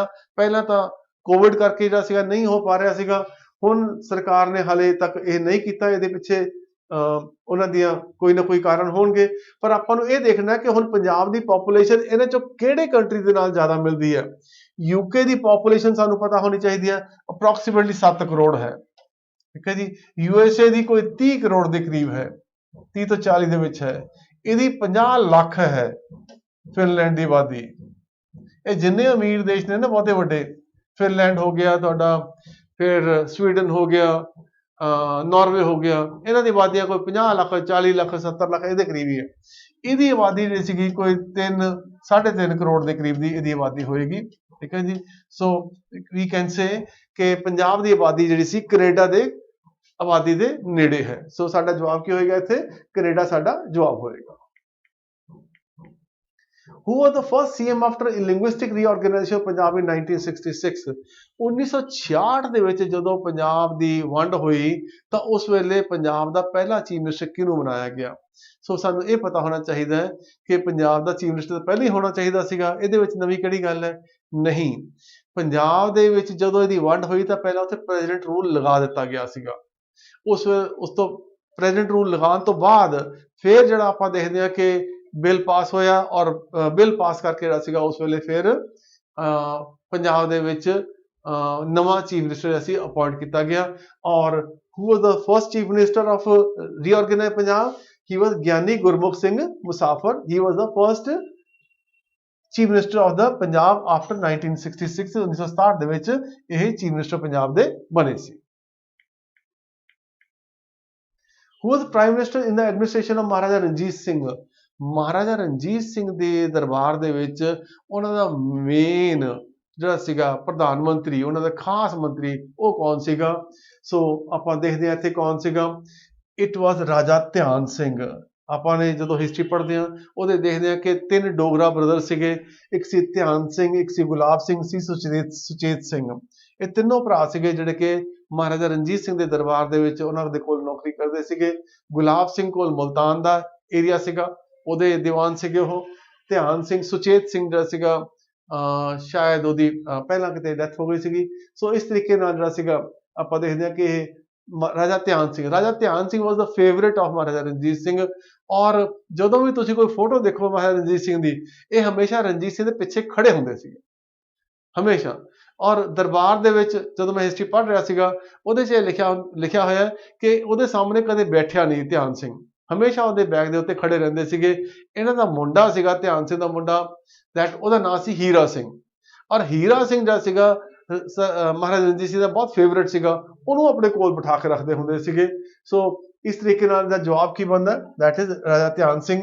ਰਾਜਾ ਜ਼ੋਰਾਵਰ ਸਿੰਘ, ਇਹ ਬੇਸਿਕਲੀ ਜਦੋਂ ਜੰਮੂ ਦੇ ਵਿੱਚ ਰਾਜਾ ਗੁਲਾਬ ਸਿੰਘ ਜਿਹੜੇ ਸੀਗੇ ਉਹਨਾਂ ਦਾ ਰਾਜ ਸੀਗਾ। ਉਹਨਾਂ ਨੂੰ ਮਤਲਬ ਕਿ ਰਣਜੀਤ ਸਿੰਘ ਦੇ ਟਾਈਮ ਦੇ ਉੱਤੇ ਗੁਲਾਬ ਸਿੰਘ ਦਾ ਜਿਹੜਾ ਸੀਗਾ ਜੰਮੂ ਦੇ ਉੱਤੇ ਜਿਹੜਾ ਸੀਗਾ ਕਾਬਜ ਸੀਗੇ ਇਹ, ਔਰ ਰਣਜੀਤ ਸਿੰਘ ਦੇ ਰਾਜ ਦੇ ਵਿੱਚ ਉੱਥੇ ਰਾਜ ਕਰਦੇ ਸੀਗੇ। ਜਦੋਂ ਪਹਿਲਾ ਐਂਗਲੋ ਸਿੱਖ ਵਾਰ ਯੁੱਧ ਹੋਇਆ ਤਾਂ ਉਸ ਤੋਂ ਬਾਅਦ ਆਪਾਂ ਕੀ ਦੇਖਦੇ ਹਾਂ ਕਿ ਰਾਜਾ ਗੁਲਾਬ ਸਿੰਘ ਜਿਹੜੇ ਕਿ ਜੰਮੂ ਦੇ ਰਾਜਾ ਸੀਗੇ, ਉਹਨਾਂ ਨੇ ਕਸ਼ਮੀਰ ਵੀ ਨਾਲ ਖਰੀਦ ਲਿਆ ਸੀਗਾ 75 ਲੱਖ ਰੁਪਏ ਦੇ ਵਿੱਚ। ਤੇ ਉਸ ਤੋਂ ਬਾਅਦ ਉਹਨਾਂ ਦਾ ਟਾਈਟਲ ਕੀ ਬਣ ਗਿਆ ਸੀ? ਮਹਾਰਾਜਾ ਗੁਲਾਬ ਸਿੰਘ ਹੋ ਗਿਆ ਉਹ। ਸੋ ਜ਼ੋਰਾਵਰ ਸਿੰਘ ਇਹ ਸੈਨਾਪਤੀ ਸੀਗੇ ਔਰ ਇਹਨਾਂ ਨੇ ਮਹਾਰਾਜਾ ਗੁਲਾਬ ਸਿੰਘ ਦੀ ਜਿਹੜੀ ਸੀ ਫੌਜ ਦੇ ਵਿੱਚ ਕੰਮ ਕੀਤਾ। ਸੋ ਦੈਟ ਵਾਜ਼ ਮਹਾਰਾਜਾ ਗੁਲਾਬ ਸਿੰਘ। ਮੂਲ ਰਾਜ ਆਪਾਂ ਦੇਖਦੇ ਹਾਂ ਕਿ ਇਹ ਵੀ ਪੁਰਾਣੇ ਟਾਈਮ ਦੇ ਉੱਤੇ ਜਿਵੇਂ ਬੇਸਿਕਲੀ ਮੁਲਤਾਨ ਦਾ ਰਾਜ ਜਿਹੜਾ ਸੀਗਾ ਨਵਾਬ ਇਹਨਾਂ ਦੇ ਕੋਲ ਸੀਗਾ, ਐਡਮਿਨਿਸਟ੍ਰੇਸ਼ਨ ਇਹਨਾਂ ਦੇ ਕੋਲ ਸੀਗੀ। ਹਰੀ ਸਿੰਘ ਨਲਵਾ ਇਹ ਸੈਨਾਪਤੀ ਸੀਗੇ ਮਹਾਰਾਜਾ ਰਣਜੀਤ ਸਿੰਘ ਦੇ ਰਾਜ ਦੇ ਵਿੱਚ। ਸੋ ਸਾਡਾ ਜਵਾਬ ਕੀ ਹੈ ਇੱਥੇ? ਰਾਜਾ ਧਿਆਨ ਸਿੰਘ। ਮੇਰਾ ਪਾਕਿਸਤਾਨ ਸਫਰਨਾਮਾ, ਠੀਕ ਹੈ ਜੀ। ਮੇਰਾ ਪਾਕਿਸਤਾਨ ਸਫਰਨਾਮਾ ਇਹ ਕਿਤਾਬ ਕਿਹਦੀ ਲਿਖੀ ਹੋਈ ਹੈ? ਖੁਸ਼ਵੰਤ ਸਿੰਘ, ਬਲਰਾਜ ਸਾਹਨੀ, ਅੰਮ੍ਰਿਤਾ ਪ੍ਰੀਤਮ, ਪ੍ਰਕਾਸ਼ ਸਿੰਘ ਬਾਦਲ, ਠੀਕ ਹੈ ਜੀ। ਸੋ ਪ੍ਰਕਾਸ਼ ਸਿੰਘ ਬਾਦਲ ਜੀ ਨੇ ਤਾਂ ਕੋਈ ਕਿਤਾਬ ਲਿਖੀ ਨਹੀਂ ਹੋਈ, ਸੋ ਇਹ ਤਾਂ ਜਵਾਬ ਕੱਟ ਗਿਆ ਸਾਡਾ ਇਹ।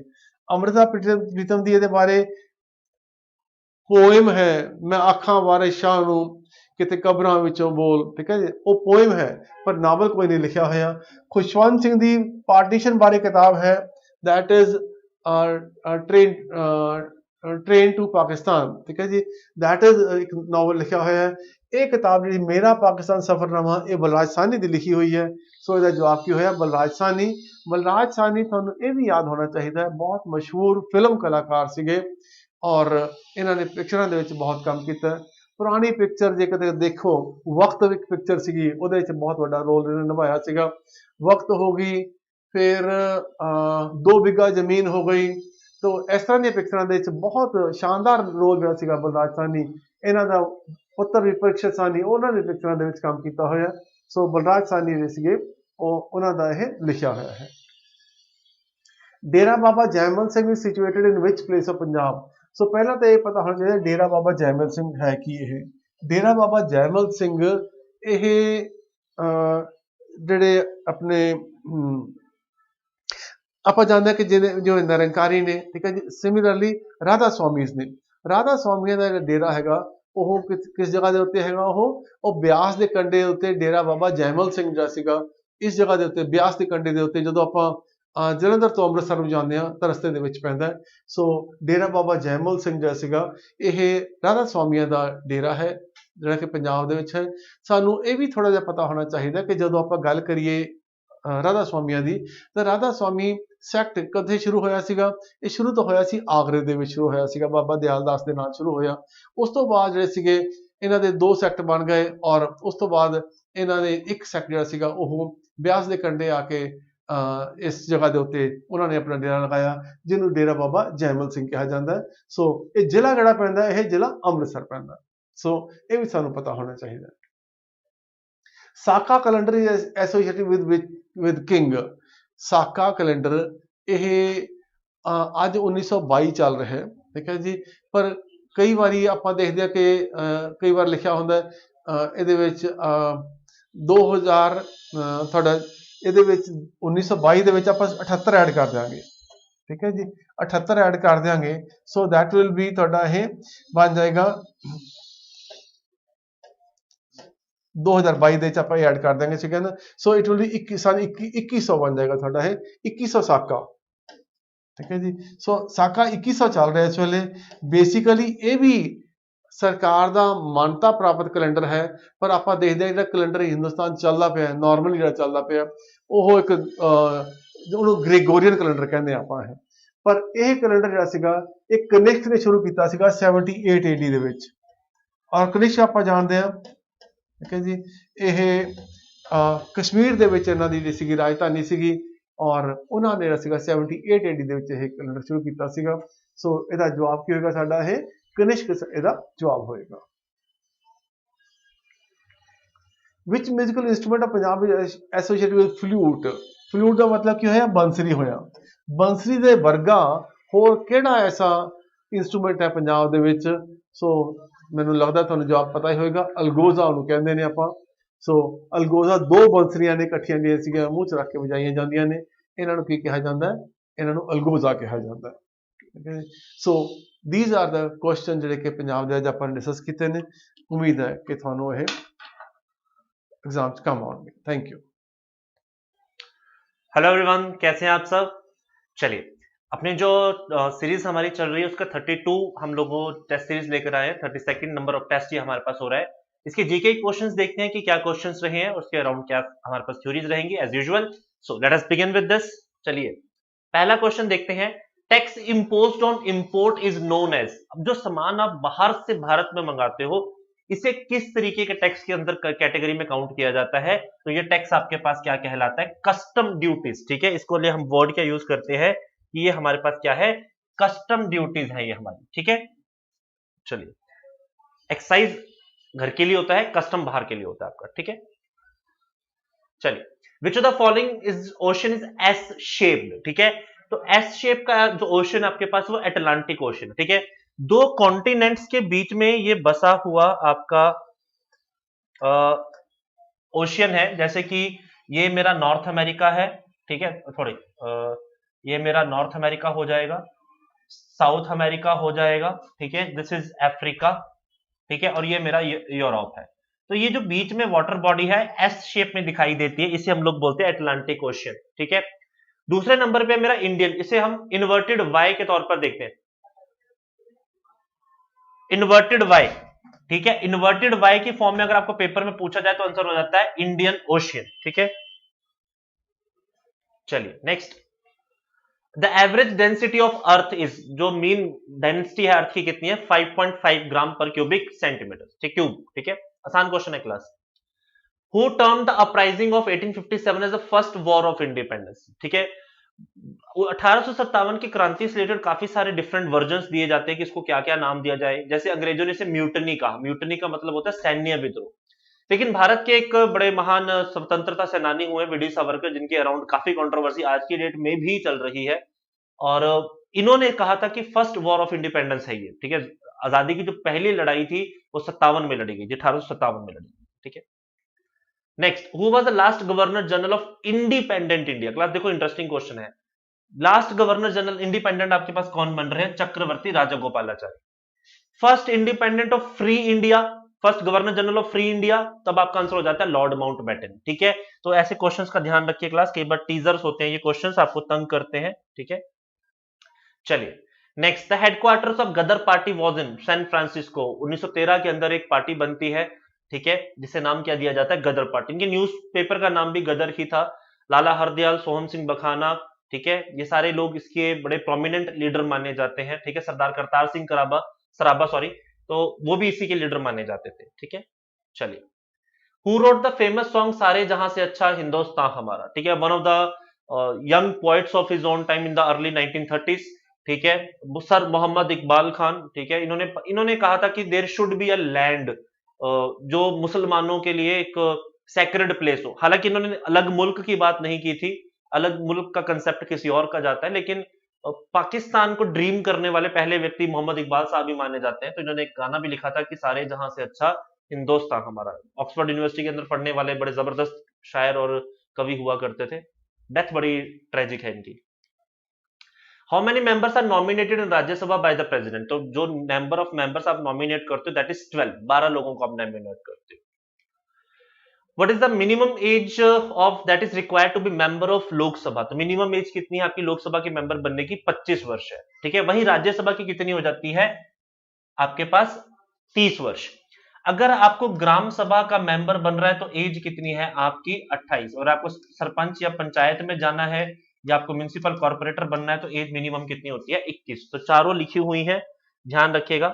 प्रेसिडेंट और वाइस प्रेसिडेंट की 35 है। A proclamation of emergency issued under the Article 356 must be approved by the resolution of 2 houses in parliament within। वो कहता है 356 आर्टिकल के तहत जब भी आप किसी स्टेट पर इमरजेंसी लगाते हो, प्रेसिडेंट रूल लगाते हो, तो पार्लियामेंट को उस इमरजेंसी को अप्रूव करना होता है। तो कितने टाइम के अंदर अप्रूव होती है? 2 मंथ के अंदर अप्रूव होती है, ठीक है। Next, the president can proclaim a state emergency. अब वो 356 से एक्सटेंशन में पूछ रहे कि किस किस ग्राउंड पे लगा सकते हो। पहला देखते हैं, threat to the financial stability of country. अगर किसी कारणवश आपको दिखता है कि फाइनेंशियल स्टेबिलिटी का इशू हो रहा है कंट्री में, क्या लगाई जा सकती है? लगाई जा सकती है। एक्सटर्नल एग्रेशन और internal disturbance threatening to the security of the country, किसी पर्टिकुलर एरिया पे आप इमरजेंसी लगा सकते हो, तो कोई दिक्कत नहीं है, ठीक है। The failure of constitution of machinery in the particular state, ये तो है ही है, सारे के सारे आपके वैलिड रीजंस बनते हैं, ठीक है। चलिए, next, if the panchayat is dissolve the election to be held within 6 months, ठीक है। प्लस एक minute, proclaim a state of emergency, ठीक है, ठीक है, स्टेट ऑफ इमरजेंसी, ठीक है। तो president can proclaim a state of emergency, ठीक है, ठीक है, सारे ग्राउंड से, ठीक है क्लास, ठीक है। चलिए, अब प्रोक्लेमेशन, क्लास ये क्वेश्चन आपका गलत जा रहा है। अगर स्टेट इमरजेंसी की बात हो रही है यहाँ पे 356, तो आंसर सिर्फ सी होगा आपका, ठीक है। ये ऑल ऑफ द अबव नहीं है, सी आंसर होगा इसका, ठीक है। ये दोनों आपके नेशनल इमरजेंसी के ग्राउंड्स है, तो 356 के अनुसार ये आंसर आपका बनेगा, ठीक है। अगर 352 हो जाएगा तो पहले आपके सिर्फ बी आंसर हो जाएगा, अगर और 360 आर्टिकल होगा तो ये आपके पास पहले वाला हो जाएगा, ठीक है। चलिए, if a panchayat is dissolve the election to be held within, अगर आपकी पंचायत भंग हो जाती है तो कितने समय दोबारा री इलेक्शन करवाना जरूरी है? विद इन 6 मंथ आपको ये करवाना जरूरी होता है, ठीक है। Who is known as the father of local government in India? Lord Ripon, जो कि भारत के बड़े सिंपैथेटिक वाइसरॉय रहे हैं फ्रॉम 1880 टू 1884। लॉर्ड रिपॉन ने ही आपके पहली लोकल सेल्फ गवर्नमेंट एक्ट को पास किया था, ठीक है। इनके समय में काफी सारे एक्ट पास हुए थे, ठीक है। जैसे इल्बर्ट बिल बड़ा कंट्रोवर्शियल बिल था, इन्हीं के समय में पास हुआ था। पहला फैक्ट्री एक्ट भी इन्हीं के समय में पास हुआ था। He has a very sympathy for this nation, that is India.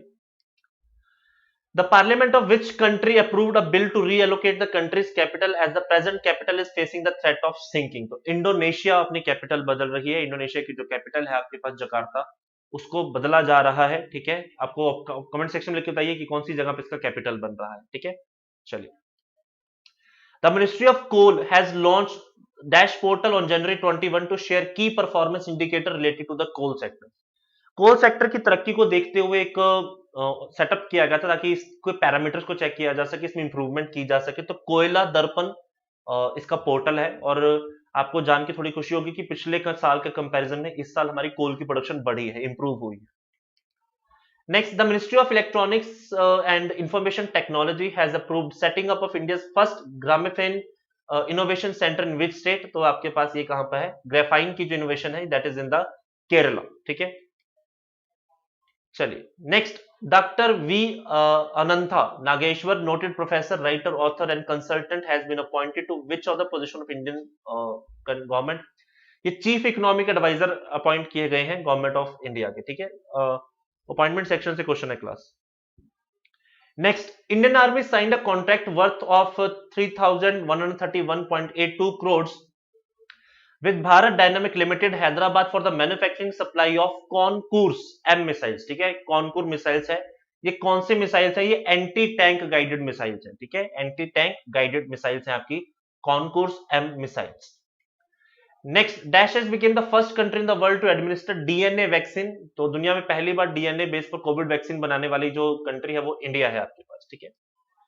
Which country topped the democracy index 2021 released by the Economic Intelligence Unit London on Feb 10? तो it was Norway. और India का रैंक इस साल आपकी democracy rank के अंदर नीचे गया है.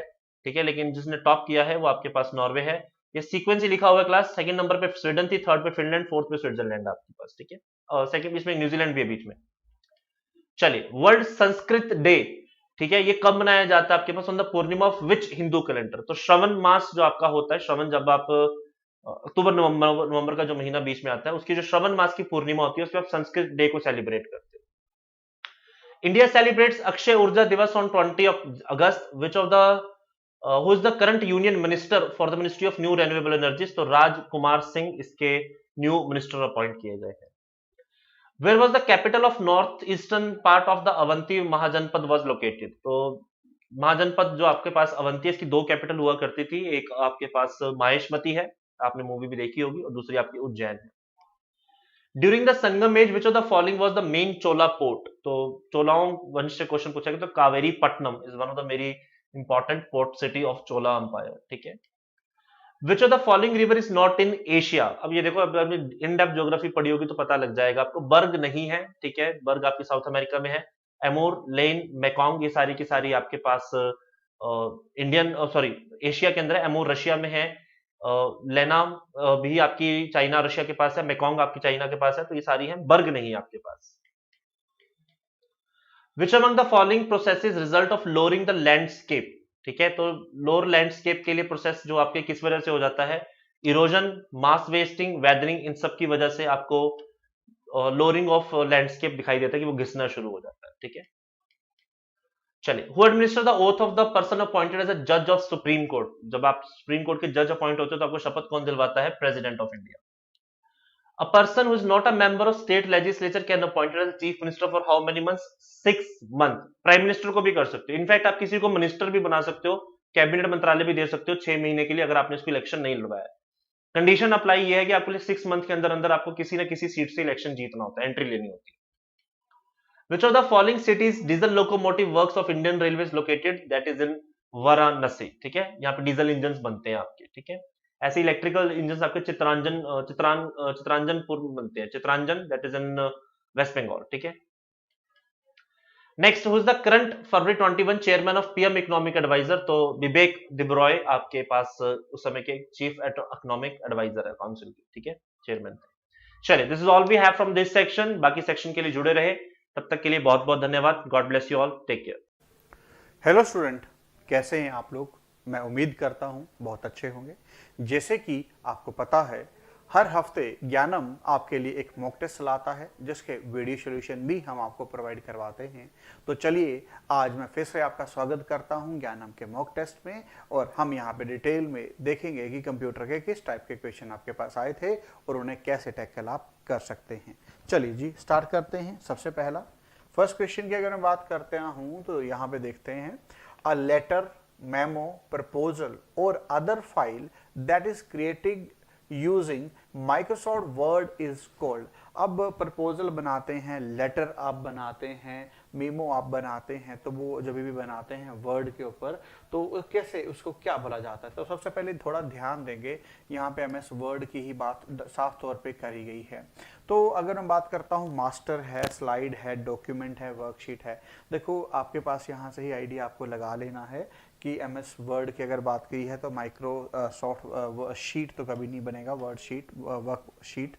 क्यों? क्योंकि शीट का मतलब है एक्सेल, तो एक्सेल तो ऑटोमेटिकली कर जाएगा। स्लाइड इसलिए कट जाएगा क्योंकि आपके पास यहाँ पे पावर पॉइंट की बात होती है तो वहाँ स्लाइड मिलती है, तो वर्ड में तो दोनों चीज़ें नहीं आएंगी, पहले तो ये कट गया। अब अगर मैं यहाँ पे बात करता हूँ मास्टर और डॉक्यूमेंट की, तो जो आपके पास एक पेज आप ओपन करते हैं या कम्बिनेशन ऑफ पेजेस को आप लोग क्या बोलते हैं?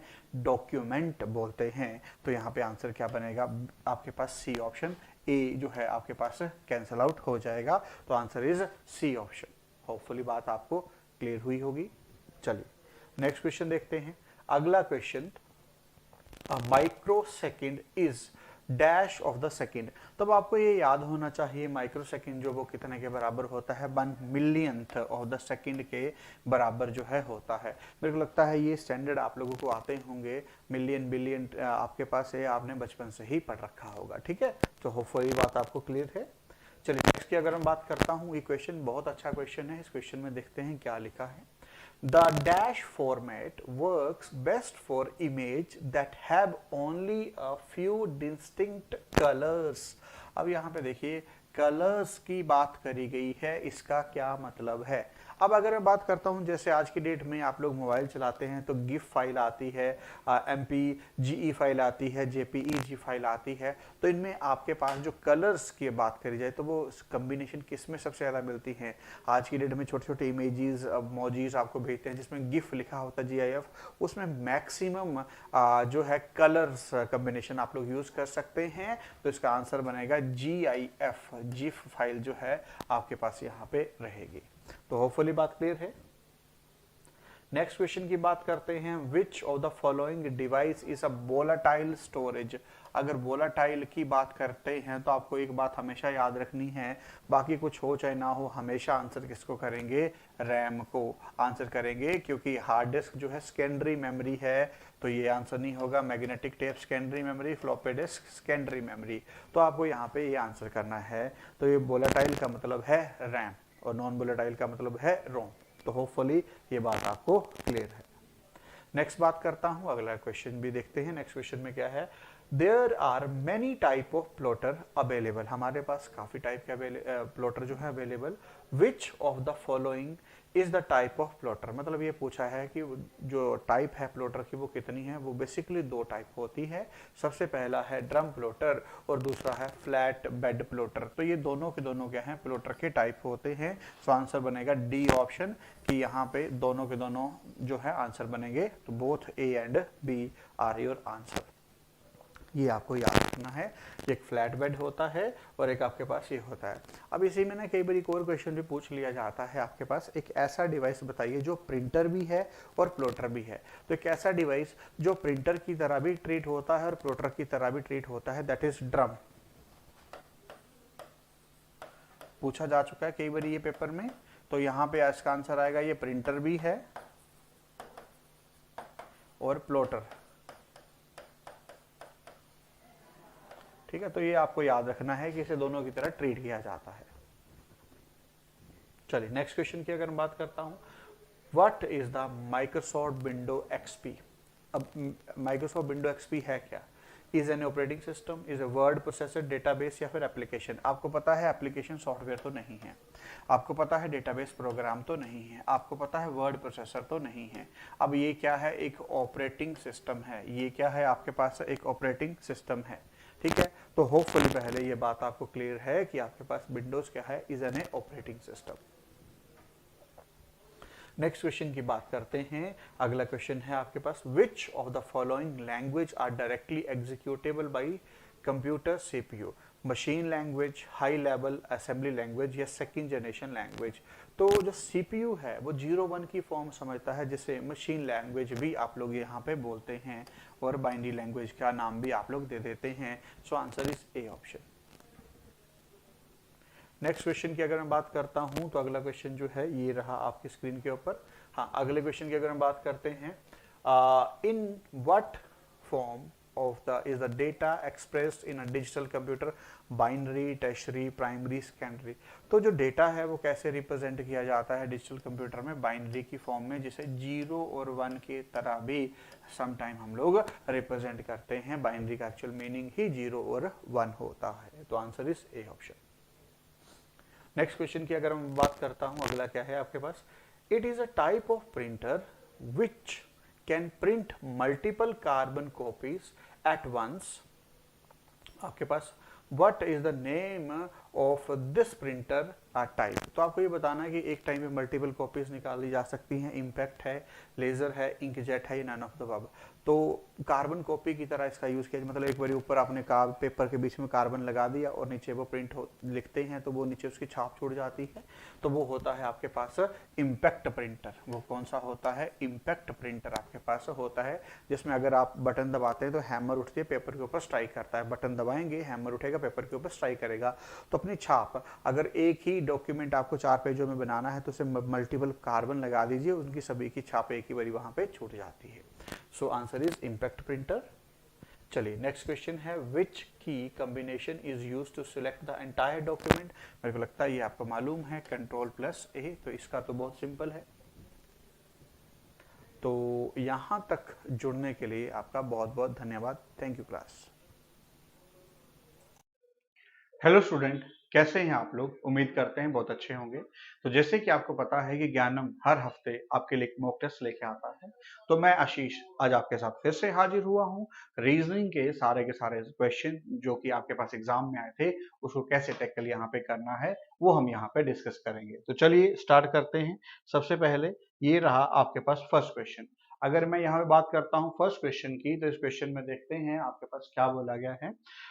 In every alternating letter starting from B is deleted from the given alphabet, which of the following will be the 10th letter from the right end? That is the important thing guys। आपके पास यहाँ पे ये पूछा गया है कि 10th letter from the right। अब यहाँ पे ये पूछा गया है आपके पास 10th from the right, 10th from the right and, तो मतलब 10R आप लोगों को यहाँ पे निकालना है। अब सबसे बड़ी बात है यहाँ पे, अगर 10th R हमें निकालना है तो अल्फाबेट जो है A से लेके Z तक अगर हमारे पास गिवन है और we are deleting from the alphabet second alphabet, that means all the even value are deleted, all the even value are deleted, that means B delete हो गया, आपके पास D डिलीट हो गया, F हो गया, H हो गया। इस तरीके से यहाँ पे सारी की सारी वैल्यूज जो हैं वो डिलीट कर देनी है, मिटा देनी है, ये इस क्वेश्चन में सबसे पहले बोला गया है। देन आपके पास यहाँ पे पूछा है कि 10th फ्रॉम द राइट। अब ये बताना है कि what is the which is the letter from the 10th from the right. So we need to just count it, 1 2 3 4 5 6 7 8 9 10, that is G। So G is your final answer. So G is your final answer. That means A option is correct. That means A option is correct. Hopefully this is clear to you guys. The second question also come from the this coding decoding method. In the certain code, paper is written as, paper is written as SCTGW. How will you write the mother? How will you write the mother? So we need to find how to solve this. So we need to add the position of alphabet 16 1 16 5 18, so 19 3 27 and 23. So what is the difference between 16 and 19? That is, we need to plus 3, here it is plus 2, here it is plus 4, here it is plus 2, here it is we need to plus 5. So guys हमने क्या देखा, 2 2 alternate चल रहा है, 3 4 5 alternate चल रहा है। So we need to add 13 number, 15 28 5 and here it is 18. So 13 में सबसे पहले हमें क्या ऐड करना था बेटा? 3 ऐड करना था, तो आपके पास क्या आ जाएगा यहाँ पे 18। अगर मैं बात करता हूँ जैसे 16 से 19 पे 3 ऐड किया, तो यहाँ पे 13 से 3 ऐड करेंगे तो बेटा क्या आ जाएगा? 16। 16 पे अल्फाबेट आता है P। तो सबसे पहले तो यहाँ पे चेक करो कि ऑप्शन कौन सा कैंसिल हो रहा है। बी ऑप्शन सबसे पहले कैंसिल हो गया, बी तो कभी आंसर नहीं बनेगा। अब उसके बाद ऐड आपको करना है प्लस ऑफ 3 कर दिया, फिर करना है प्लस ऑफ 2। अगर 2 ऐड करते हैं तो 15 में 2 ऐड करते हैं 17 आता है, सदन यू विल गेट क्यू।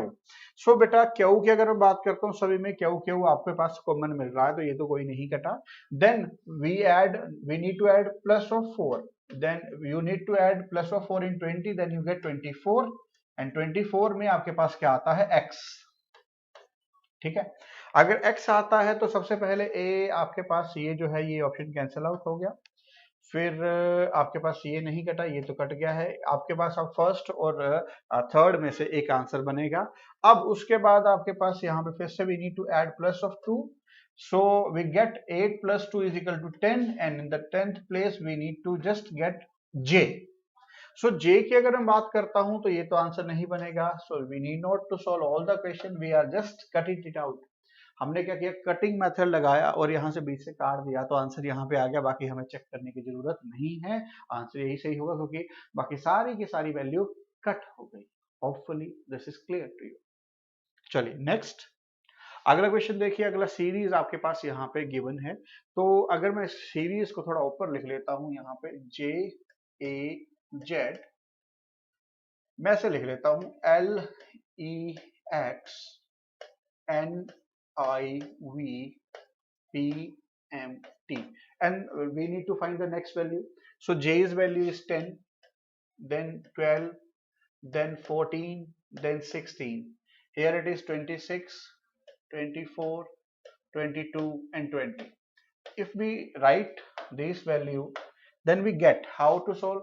अब 26 से 24 हुआ है, -2 हुआ है, here it is also -2, here it is also -2, सभी जगह -2 हुआ तो आगे भी क्या होगा, -2 ही होगा बेटा।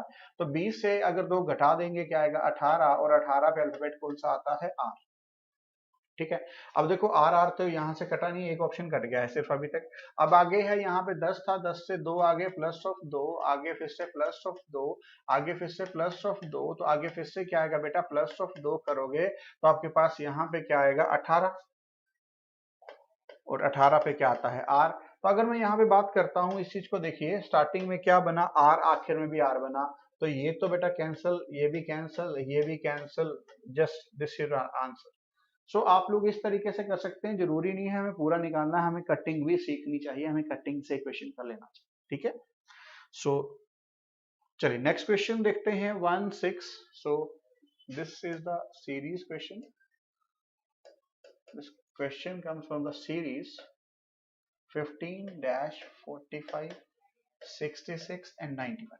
So guys, what is the difference between 1 and 4? Here it is 5. What is the difference between here it is, that is 9. So आगे क्या होगा आपके पास 13, आगे क्या है आपके पास 17, आगे 21, आगे 23, ठीक है 24 सॉरी, ठीक है, तो 25 आ गए यहाँ पे सीरीज। तो डबल डिफरेंस क्या निकला है, 4-4 का डबल डिफरेंस यहाँ पे निकला है 4-4 का। सो मैंने यहाँ पे देख लिया 4-4 का डिफरेंस है, तो 13-15 कितना होता है 28 आपके पास यहाँ पे answer. So that is D is your right answer, so D is your right answer. So that is your next question. That question came from the analogy section. So guys, A, B, C and D, and we need to find how to write Y, Z. आगे देखते हैं E, F, G, H। अगर मैं यहाँ पे बात करता हूँ तो यहाँ पे सबसे पहले आप लोग पोजीशनिंग डाल सकते हैं, कैसे पोजीशनिंग डालेंगे वो मैं बता देता हूँ। यहाँ पे 1, 2, 3 और 4, यहाँ पे 23, यहाँ पे 24, यहाँ पे 25 और यहाँ पे 26। अगर मैं देखता हूँ तो मेरे को यहाँ पे कुछ बात समझ में आ रही है कि लेटर का अपोजिट सम 27 बन रहा है। देखिए इस तरीके से यहाँ पे लेटर का अपोजिट सम 27 बन रहा है। तो अगर यहाँ पे h है, h की वैल्यू होती है 8, 8 में कितने ऐड करने हैं 19, तो 19 का मतलब है आपके पास s। तो s में देख लेता हूँ, सभी में s लिख रखा है, कटा नहीं। अब यहाँ पे है e की वैल्यू 5, 5 में कितने ऐड करने होते हैं 22, 22 पे क्या आता है v विक्ट्री। बस एस वी मैं पहले देखूंगा यहाँ पे कौन कौन सा कट रहा है। तो मैंने यहाँ पे देखा भी कोई कटना स्टार्ट हुआ है, ये कट कैंसिल आउट हो गया, ये कैंसिल आउट हो गया, ये कैंसिल आउट हो गया, क्योंकि लास्ट में वी आएगा तो सेंटर के चेक करने की जरूरत ही नहीं है। Answer is D option. जब कटिंग ही हो गया तो बचा क्या, है ना, तो डायरेक्ट आप ऐसे काट सकते हैं। चलिए तो अगला क्वेश्चन जो है वो अगर मैं यहाँ पे बात करता हूँ alike three of the following, four are alike in a certain way, and so from the group which is one that does not belonging to the group. हमें odd one out निकालना है. alike का meaning क्या होता है? odd one out, odd one out. अगर odd one out की मैं बात करता हूं तो यहाँ पे जो है आपके पास spread, wallet, cream and spree आपके पास यहाँ पे बोला गया है. तो ओड कैसे निकालेंगे? अगर मैं यहाँ पे काउंटिंग करता हूँ 1 2 3 4 5 6, 6 अल्फाबेट है. यहाँ पे कितने हैं? 5 हैं. यहाँ पे भी 5 हैं. यहाँ पे भी 5 है. अब मेरे को लगता है इतनी तो समझदारी आप में है कि सब में 5 है और एक में 6 अल्फाबेट है. तो ओड वन क्या निकलेगा? ए ही निकलेगा. ओड वन क्या निकलेगा? ए ही निकलेगा. तो A is your final answer. Next अगला क्वेश्चन है आपके पास, डायरेक्शन से लिया गया है. Next question, Rohan walks a distance of 3 kilometer toward north. मान लीजिए कि रोहन यहाँ कहीं पे खड़ा है और 3 किलोमीटर नॉर्थ की तरफ जाता है. Then turn to his left and walk 2 kilometre. अब थोड़ा डायग्राम इस तरह बना देते हैं क्योंकि लेफ्ट लिया है तो हमारे पास इतनी जगह नहीं है. यहाँ पे मैं ऐसे बनाता हूँ, फिर यहाँ से 3 किलोमीटर गया है, ठीक है. Then turn to his left and walk 2 kilometre. यहां से लेफ्ट ले लीजिए बेटा, 2 kilometre. Then again he turn left and walk 3 kilometre, 3 kilometre. At this point he turn to his left and walk 3 kilometre. यहां से अगेन आपने left लिया है, तो अगर मैं यहां से लेफ्ट लेता हूं तो 3 जाता हूं, तो यहां से लेके यहां तक चला गया. टोटल कितना आ गया? 3. How many kilometre he from the starting point. तो अगर यहां से लेके यहां तक 2 है तो बेटा यहां से लेके यहां तक भी 2 ही है, तो रेस्ट ऑफ द डिस्टेंस कितना बच गया? 1 kilometre. So that is your final answer. A option is the correct answer. आपके पास 1 किलोमीटर से टोटल डिस्टेंस जो है यहाँ पे कवर करा है. डन. चलिए नेक्स्ट क्वेश्चन की अगर मैं बात करता हूं, इस क्वेश्चन को देखिए, ये ब्लड रिलेशन से लिया गया है. बड़ा अच्छा क्वेश्चन है. पॉइंटिंग टू हरी, हरी की तरफ इशारा करते हुए कौन बोलता है? सीमा सेज. आपको अक्सर यहाँ पे स्पीकर फाइंड आउट करना आना चाहिए. बोलता कौन है? सीमा. क्या बोला है? सीमा सेज. सीमा ने क्या कहा? मतलब स्पीकर मिल गया सीमा. ही इज, ही को किसके लिए यहाँ पे? हरी के लिए यूज किया जा रहा है. Means Hari is the grandfather. Hari जो है ग्रैंडफादर मतलब दादा है of my eldest son Mahesh. मेरे सन महेश, बड़े बेटे का दादा है कौन आपके पास यहाँ पे? हरी. ये पूछा गया है. मेरे बड़े बेटे महेश, मेरे बड़े बेटे महेश, अगर महेश, मेरे बड़े बेटे महेश का दादा है कौन? हरी. दादा मतलब ग्रैंडफादर. तो यहाँ पे निशान क्या आएगा? पॉजिटिव. अब आगे पूछा क्या है? How is Hari related to Seema. Hari जो है वो सीमा का क्या लगता है? तो हरी जो है सीमा का ससुर लगता है. तो ससुर, फादर इन लॉ किसी भी ऑप्शन में नहीं है, तो कोई भी आंसर नहीं बनेगा. आंसर आएगा D option, none of this, कोई भी आंसर नहीं. चलिए नेक्स्ट क्वेश्चन की अगर मैं बात करता हूं, अगला क्वेश्चन जो है रैंकिंग से है. इस क्वेश्चन में देखिए क्या है. इन अ क्वे of 20 boys, D is 14 from the front and F is 9th from the bottom. Bottom means यहाँ पे राइट साइड से लिया गया है, फ्रंट और बैक की बात हुई है. How many boys are there between D and F? अब इस क्वेश्चन को देखो, मैं थोड़ा सा लंबा आपको करवाना चाहूंगा ताकि आपका कॉन्सेप्ट क्लियरिटी हो जाए. कैसे? 20 बच्चे हैं, 1 2 3 4 ऐसे लिख लो. 1 2 3 4 5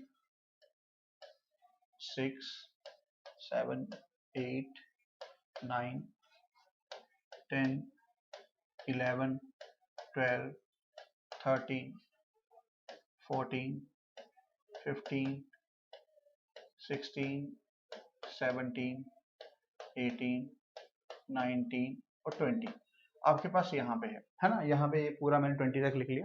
अब आपके पास क्या है? D is 14 from the front. अगर D जो है 14 फ्रॉम द फ्रंट है तो इस बात का मतलब है यहाँ से D, यहाँ से क्या 14 फ्रॉम द फ्रंट, तो D यहाँ पे हुआ. D अगर 14 फ्रॉम द फ्रंट है तो D यहाँ पे हुआ. आगे है आपके पास F is 9th from the bottom. ठीक है, and F is 9th from the bottom. तो यहाँ से 1 2 3 4 5 6 7 8 9, तो डी जो है फिर अब यहाँ पे एफ जो है वो यहाँ पे पहुंचा। एफ अगर यहाँ पे है, डी अगर यहाँ पे है, तो एफ और डी के बीच में एक ही बंदा है, वो पोजीशन है 13th प्लेस है। तो answer is only one. Answer is only one position आपके पास आएगा जो कि ऑप्शन में गिवन नहीं है। So answer is none of this.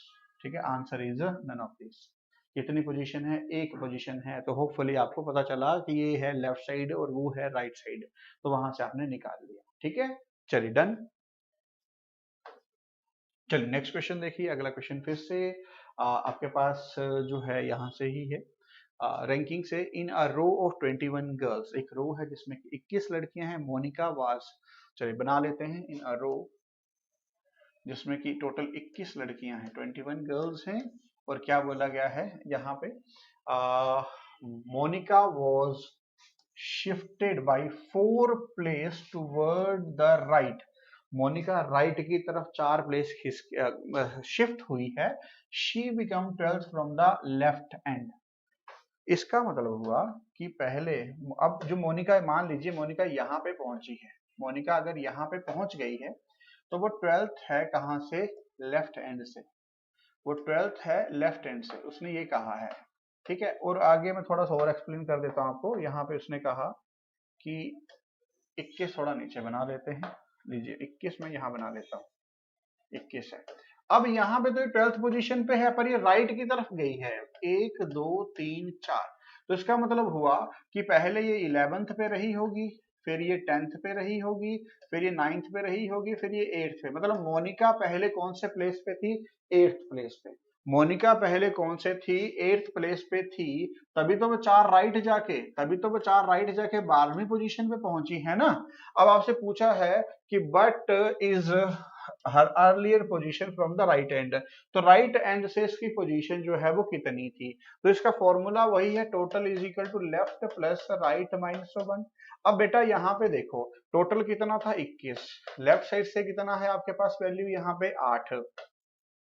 तो राइट से हमने निकालना है -1, तो यहाँ पे क्या गया? r plus of 7 is equal to 21। So r is equal to 14। तो 14 आपके पास यहाँ पे इसकी 14th पोजीशन जो थी वो पहले थी। 14th पोजीशन जो थी पहले थी जब ये आपके पास शिफ्ट हुई थी। तो होपफुली बात आपको क्लियर होगी। चलिए नेक्स्ट क्वेश्चन देखते हैं। ये क्वेश्चन जो है कैलेंडर से है, बहुत अच्छा क्वेश्चन है। इस क्वेश्चन में देखते हैं, इफ एवरी सेकंड संडे, मतलब हर दूसरा Saturday and all the Sunday are holiday, हर दूसरा सैटरडे, मतलब पहला नहीं, दूसरा सैटरडे और हर एक संडे हॉलीडे है, छुट्टी है। इन 30 डेज मंथ, उसमें जो महीना है उसमें कितने हैं? 30 दिन है। बिगनिंग ऑन सैटरडे, मतलब पहली तारीख को क्या था आपके पास? यहाँ पे सैटरडे था। 2 को क्या आया होगा आपके पास? संडे। इस तरीके से then how many working days are there in the month. आपसे पूछा कि टोटल आपके पास यहाँ पे वर्किंग डेज कितने थे, तो यहाँ पे अगर 2 को संडे है बेटा, है ना, तो अगला संडे 7 ऐड करके आ जाएगा। तो 2 + 7 कितना हो जाएगा? 9 को क्या आएगा? संडे।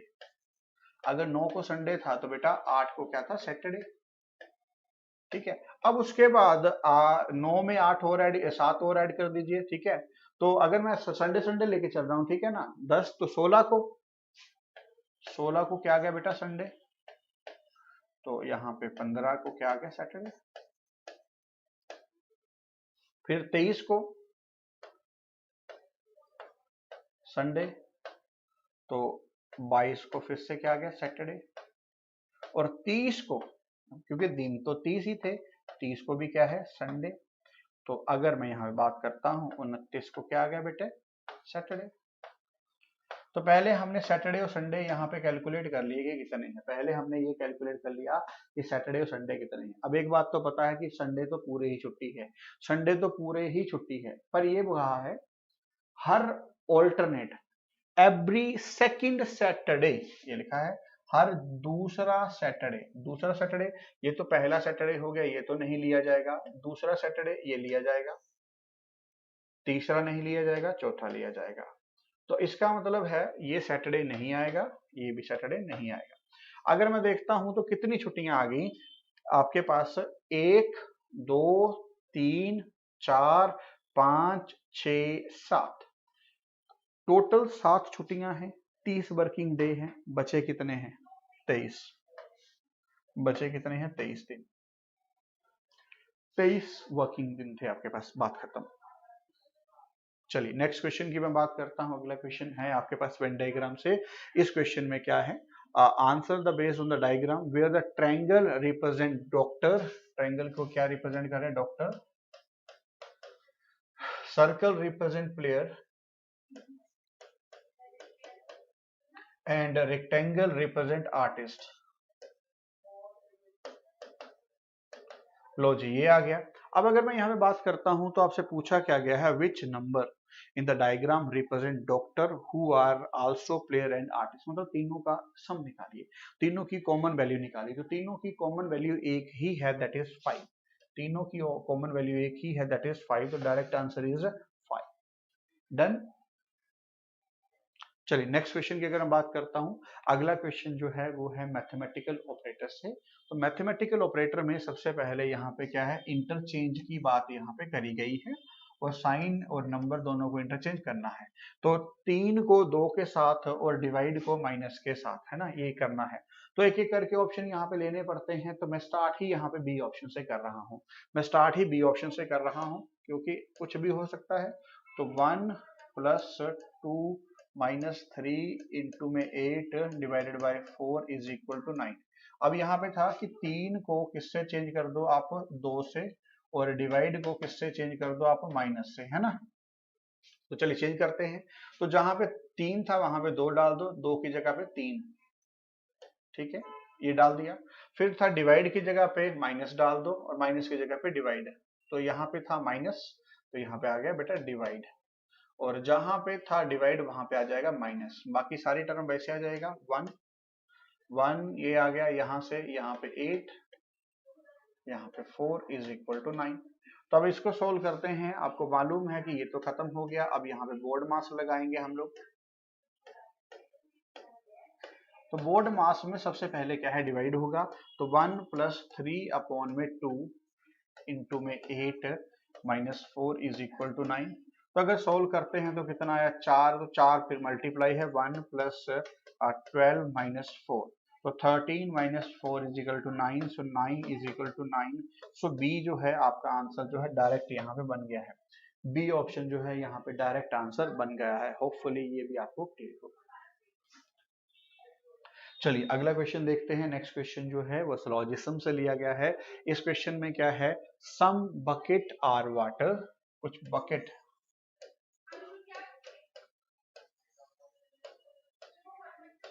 ठीक है। All water are paper. सारे के सारे वाटर क्या हैं? पेपर हैं,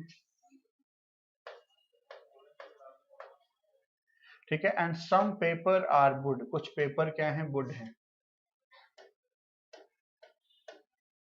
ठीक है। अब यहाँ पे क्या है? सबसे पहले some wood are water. Some wood are water, ये लकड़ी है, ये वाटर है, कोरिलेशन नहीं है, पहला तो गलत। अगला क्या है? Some bucket are wood. Some bucket are wood, correlation नहीं है, गलत। अगला क्या है? Some paper are bucket. कुछ पेपर क्या है? बकेट हैं, तो ये तो सही है। अगला क्या है? All bucket are paper. सारे के सारे बकेट क्या है? पेपर के अंदर हैं, गलत। तो अगर मैं यहाँ पे बात करता हूँ तो आइदर तो चेक किया जा सकता है, बट ऑप्शन में नहीं है। तो आंसर क्या आ जाएगा? Only 3 follows. Only 3 follows. तो आपके पास सी ऑप्शन आंसर बन जाएगा। चलिए बढ़ते हैं नेक्स्ट क्वेश्चन की तरफ। अगला क्वेश्चन में क्या है? A motorist knows 4 different route. 4 different route पता है इसको। From Bristol to Birmingham. Bristol to Birmingham के लिए 4 डिफरेंट रूट पता है। From Birmingham to Sheffield, Birmingham to Sheffield he knows 3 different route. उसमें उसे 3 डिफरेंट रूट पता है। देन आगे है routes. And from Sheffield to Crizzles he knows 2 different route. उसे 2 रास्ते यहाँ पे भी पता है, रूट, ठीक है। अब पूछा है how many route does he know from Bristol to Crizzle. उसे टोटल जो है कितने रास्ते याद हैं? तो 4 × 3 × 2 is equal to 24। So answer is A option. 4 into 3 12, 12 into 2 equal to 24। उसे कितने रास्ते टोटल पता थे? 24 रास्ते यहाँ पे पता है। तो होपफुली ये भी आप लोगों को यहाँ तक क्लियर है। चलिए, जुड़ने के लिए बहुत बहुत धन्यवाद। Thank you class. हेलो दोस्तों, स्वागत है आप सबका ज्ञानम के ऑनलाइन लर्निंग प्लेटफॉर्म पर। कैसे आप सब? उम्मीद करता हूं कि आप सब बढ़िया होंगे और आपकी प्रिपरेशन बहुत अच्छी चल रही होगी। और आज के सेशन में हम डिस्कस करने वाले हैं आपके वीकली मॉक टेस्ट का क्वांट के पार्ट का कंप्लीट सॉल्यूशन। चलिए स्टार्ट करते हैं। एग्जाम अप्रोच के अकॉर्डिंग ही हर क्वेश्चन हम डिस्कस करेंगे। उसने क्या बोला है, on dividing a certain number by 99, किसी नंबर को 99 से डिवाइड करने पर जो रिमाइंडर बचता है वो 47 और जो क्वेश्चन बचता है वो 88 बचता है। द रिक्वायर्ड नंबर इज, देखो 99 से डिवाइड किया, ठीक है। क्वेश्चन क्या है आपका 88 है और रिमाइंडर क्या है आपका 47 है।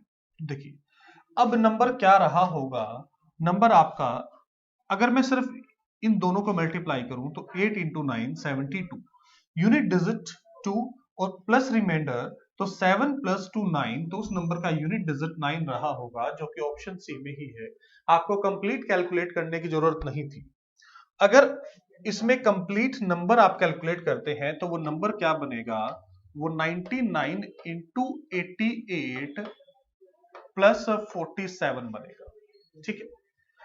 अब 99 को अगर आप किसी भी 2 डिजिट के नंबर को 99 से मल्टीप्लाई करते हैं तो उसमें से -1 करें, ठीक है, 87 होगा। उसके बाद 9 में से 8 गया 1 और 9 में से 7 गया 2, प्लस 47 कर लो। इसमें 7 प्लस 2 9, 4 प्लस 1 5, 7 8, 8 7 5 9, देखो यही आंसर है, ठीक है। आपको पूरा लिखने की जरूरत नहीं थी इस क्वेश्चन में, आप डायरेक्ट यहां से अपना आंसर कैलकुलेट कर सकते हैं। चलिए सेकंड क्वेश्चन क्या कह रहा है, Rohit was 4 times as old as his son 8 years ago, ठीक है। रोहित और रोहित के बेटे की बात की जा रही है। वो रोहित 4 टाइम्स है, 4 गुना है, ये 1 है तो ये 4 होगा। कब? 8 साल पहले। After 8 years Rohit will be twice, और 8 साल के बाद, देखो 8 साल पहले की एज है और 8 साल बाद की एज है, तो टोटल डिफरेंस कितने का बन रहा है? 16 का बन रहा है। टोटल डिफरेंस कितने का बनता है? 16 का बनता है, ठीक है। देखो यहां से डिफरेंस कितने का? 2 का, और वहां तो डिफरेंस 1 का है। तो आप क्या करो, ये कितना है? 3, और ये कितना है? 1, तो आप क्या करो, इसको 3 से मल्टीप्लाई कर दो, तो ये 4:1 और ये क्या हो जाएगा? 6:3। देखो कितना डिफरेंस आया? 2 यूनिट का। ये 2 यूनिट का वैल्यू ही आपका कितना है? 16 है, और 1 यूनिट का वैल्यू आपका क्या हो जाएगा? 8। तो हम कह सकते हैं कि वो 8 और 32 ईयर्स के हैं, 8 और 32। उसने पूछा था व्हाट आर देयर परसेंटेजेस, तो इसमें +8 करो, 16, ठीक है, और इसमें भी +8 करो, 40। 40 और 16 वाला एक ही ऑप्शन है आपका, ऑप्शन बी आपका इस क्वेश्चन का राइट आंसर होगा। चलिए नेक्स्ट क्वेश्चन। नेक्स्ट क्वेश्चन में क्या कह रहा है, A and B invest in a business in the ratio 3:2। A और बी ने 3 और 2 के रेशियो में एक बिजनेस स्टार्ट किया। If the 5% of the profit goes to charity, total का 5% चैरिटी में गया, एंड ए शेयर was 855। तो इसका कितना होगा? इसका होगा ट्वाइस इंटू, इसको 3 से मल्टीप्लाई करो, पहले 2 पे डिवाइड करेगा, 3 इंटू 2 6, ठीक है, फिर 25 बनेगा, फिर 8 पे करेगा, 3 इंटू 8 24, फिर 15 बचेगा और फिर 5 पे डिवाइड करेगा, 285। तो अब इसको मल्टीप्लाई करेंगे तो कितना हो जाएगा? देखो इसको मल्टीप्लाई करने के 2 तरीके हैं, या तो आप डायरेक्ट 2 से मल्टीप्लाई कर लो, उसमें भी टाइम नहीं लगेगा, या मुझे तो सिंपली नजर आ रहा है 300 को 2 से गुना करूंगा 600, और उसमें से मैं 30 माइनस कर दूं तो 570, ठीक है। तो टोटल प्रॉफिट कितना हुआ? 5, 7 + 5 12, कैरी 1, 8 + 5 13 + 1 14, ठीक है, 1425 रुपए। ये 1425 रुपए कौन सा प्रॉफिट था जो दोनों में डिवाइड हुआ, और दोनों में डिवाइड कितना हुआ था? 95% डिवाइड हुआ था, ठीक है। इसको सोल्व करो, ये इसको 15 पे डिवाइड करता है तो 1500 आपका राइट आंसर आ गया, ठीक है, ऑप्शन सी। चलिए उसके बाद नेक्स्ट क्वेश्चन क्या कह रहे थे, average of A B C D and E 5 consecutive positive integer is 98। देखो कॉन्जिक्यूटिव लगातार, अगर लगातार 5 नंबर दिए गए हैं, कॉन्जिक्यूटिव नंबर हैं, तो जो सेंटर का नंबर है वही आपका एवरेज होता है। तो सेंटर का नंबर तो ये है आपका 98, तो इसके बाद नेक्स्ट नंबर क्या होगा 99 और नेक्स्ट नंबर क्या होगा 100। मतलब ये नंबर डी और ये ई, तो दोनों का प्रोडक्ट उसने पूछा था, तो 9900 ऑप्शन डी इस क्वेश्चन का आपका राइट आंसर होगा, ऑप्शन डी। चलो उसके बाद नेक्स्ट क्वेश्चन क्या कह रहा है, when A shopkeeper reduce the selling price of an article from 1180 रुपए से 1126 रुपए कर दिया, तो मतलब उसने कितने रुपए का कम किए, 54 रुपीज कम किए, और इसकी वजह से उसका लॉस 5% बढ़ गया। ठीक है, तो 5% प्रॉफिट और लॉस किसके ऊपर कैलकुलेट होता है, सीपी के ऊपर। तो 5% ऑफ सीपी कितना आ रहा है, 54 आ रहा है। अगर मैं यहां से 100% ऑफ सीपी कैलकुलेट करूं तो 54 डिवाइड बाय 5 इंटू 100 बनेगा, 5 से डिवाइड करो 20 पे करेगा, इसको मल्टीप्लाई किया तो 1080। ऑप्शन डी इस क्वेश्चन का आपका राइट आंसर होगा, ऑप्शन डी। ठीक है, चलिए नेक्स्ट क्वेश्चन क्या करें, shopkeeper sold A smartphone for 15,000 sorry, had he offer discount of 10% on the selling price. इसके ऊपर अगर 10% का डिस्काउंट देगा तो इसका 10% मतलब 1500 रुपए का डिस्काउंट देगा। ठीक है, अब अगर मैं 15,000 के ऊपर अगर मैं आपको 10% का डिस्काउंट दे रहा हूं, तो मैंने कितने का सेल किया होगा, 1500 का डिस्काउंट देने के बाद 13,500 रुपए का सेल किया है। ठीक है, और उसके बाद भी मुझे 8% का प्रॉफिट हुआ, 13,500 में सेल करने के बाद भी मुझे 8% का प्रॉफिट हुआ, तो मतलब मेरी ये जो वैल्यू है ये 108% की है इंटू 100। ठीक है, सबसे पहले तो मैं डिवाइड करूं तो 25 से इसको मैं 4 से डिवाइड कर सकता हूं, 4 से डिवाइड करूंगा तो ये 25 बनेगा, 4 से डिवाइड करूंगा तो ये 27 बनेगा, और 27 इस 135 को पूरा 500 पे डिवाइड करेगा तो 25 गुना 5 125, तो 12,500 ऑप्शन सी इस क्वेश्चन का राइट आंसर होगा, ऑप्शन सी। चलिए उसके बाद बढ़ते हैं नेक्स्ट क्वेश्चन की तरफ। नेक्स्ट क्वेश्चन में क्या कह रहा है, A is twice as good a workman as B, कि जो A है वो B से 2 गुना अच्छा काम करता है, मतलब ये दोनों 2:1 के रेशियो में काम करते हैं, और ये क्या आ गया आपका एफिशिएंसी का रेशियो आ गया। ठीक है, उसके बाद वो क्या कह रहे हैं, and together they finish a piece of work in 14 days, तो एफिशिएंसी इनटू टाइम टेकन मतलब टोटल वर्क क्या आ गया 42 आ गया। उसने पूछा कि अकेला ए कितने दिन में करेगा, 42 डिवाइड बाय 2 कर दो 21 डेज। ऑप्शन बी इस क्वेश्चन का आपका राइट आंसर होगा, ऑप्शन बी। ठीक है, चलिए next question, a train 270 metre long is moving at a speed of 25 kilometre per hour, it will cross a man coming from the opposite direction at a speed of 2 kilometre per hour. देखो अगर person को cross किया है तो distance तो क्या होगा 270 ही होगा। ठीक है, डायरेक्शन अपोजिट है तो स्पीड ऐड हो जाएगी 27 इंटू 5/18 इंटू टाइम। ठीक है, अब अगर हम यहां से कैलकुलेट करते हैं 270 5/18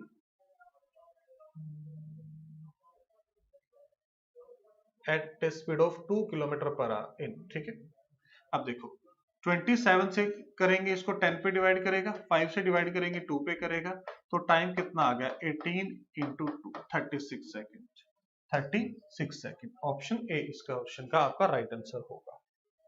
चलिए उसके बाद नेक्स्ट क्वेश्चन क्या कह रहे हैं, the floor of a corridor is 100 metre long, ठीक है, and 3 meter wide. The cost of covering the floor with carpet 50 centimeter wide at the rate of 1500 metre. देखो सबसे पहले तो अगर फ्लोर का एरिया कैलकुलेट करें, अगर हम एरिया ऑफ फ्लोर काउंट करते हैं तो ये 100 इंटू 3 300 स्क्वायर मीटर आ गया। ठीक है, अब जो कारपेट है उसकी विड्थ कितनी है, 50 सेंटीमीटर है। ठीक है, विड्थ ऑफ कारपेट ये 50 सेंटीमीटर है। अगर इसको मैं मीटर में चेंज करूंगा तो 0.5 मीटर बनेगा। कितना बनेगा, 0.5 मीटर बनेगा। तो एरिया ऑफ कारपेट क्या होगा, अगर हम यहां से एरिया ऑफ कारपेट कैलकुलेट करते हैं 300 डिवाइड बाय 0.5 और इसको सॉल्व करोगे तो ये आपका बन जाएगा 600 स्क्वायर मीटर। और कितने रुपए था, 15 रुपीज। तो 600 इंटू 15 तो 9000 इस क्वेश्चन का आपका राइट आंसर आ जाएगा, 9000। ठीक है, चलिए नेक्स्ट क्वेश्चन में क्या कह रहे हैं, the length width and height of a cuboid are in the ratio 1 to 3। ठीक है, लेंथ विड्थ और हाइट ये किस रेशियो में है, ये 1, 2 और 3 के रेशियो में है। ठीक है, 1, 2 और 3 के रेशियो में है। वो क्या कह रहा है कि इसको इंक्रीज किया गया 100% से, इसको इंक्रीज किया गया 200% से और इसको भी इंक्रीज किया गया 200% से। ठीक है, तीनों साइड्स को इंक्रीज किया गया है, फर्स्ट को 100% से, सेकंड को 200% से और थर्ड को इंक्रीज किया गया है आपका 300% से। अब मैं कहूं कि अगर किसी भी चीज को 100% से इंक्रीज करना है तो उसका मतलब है कि उसको आपने डबल कर दिया। जैसे कि अगर आपके पास एक चीज 100 रुपए थी, अगर मैं इसको डबल कर दूं तो कितना इंक्रीज हुआ, 100 का इंक्रीज हुआ, 100 के ऊपर मतलब 100% इंक्रीज हुआ। अगर मैं इसको 300 कर दूं तो आप कहोगे कि 200 का इंक्रीज हुआ और 100 के ऊपर तो ये 200% होगा।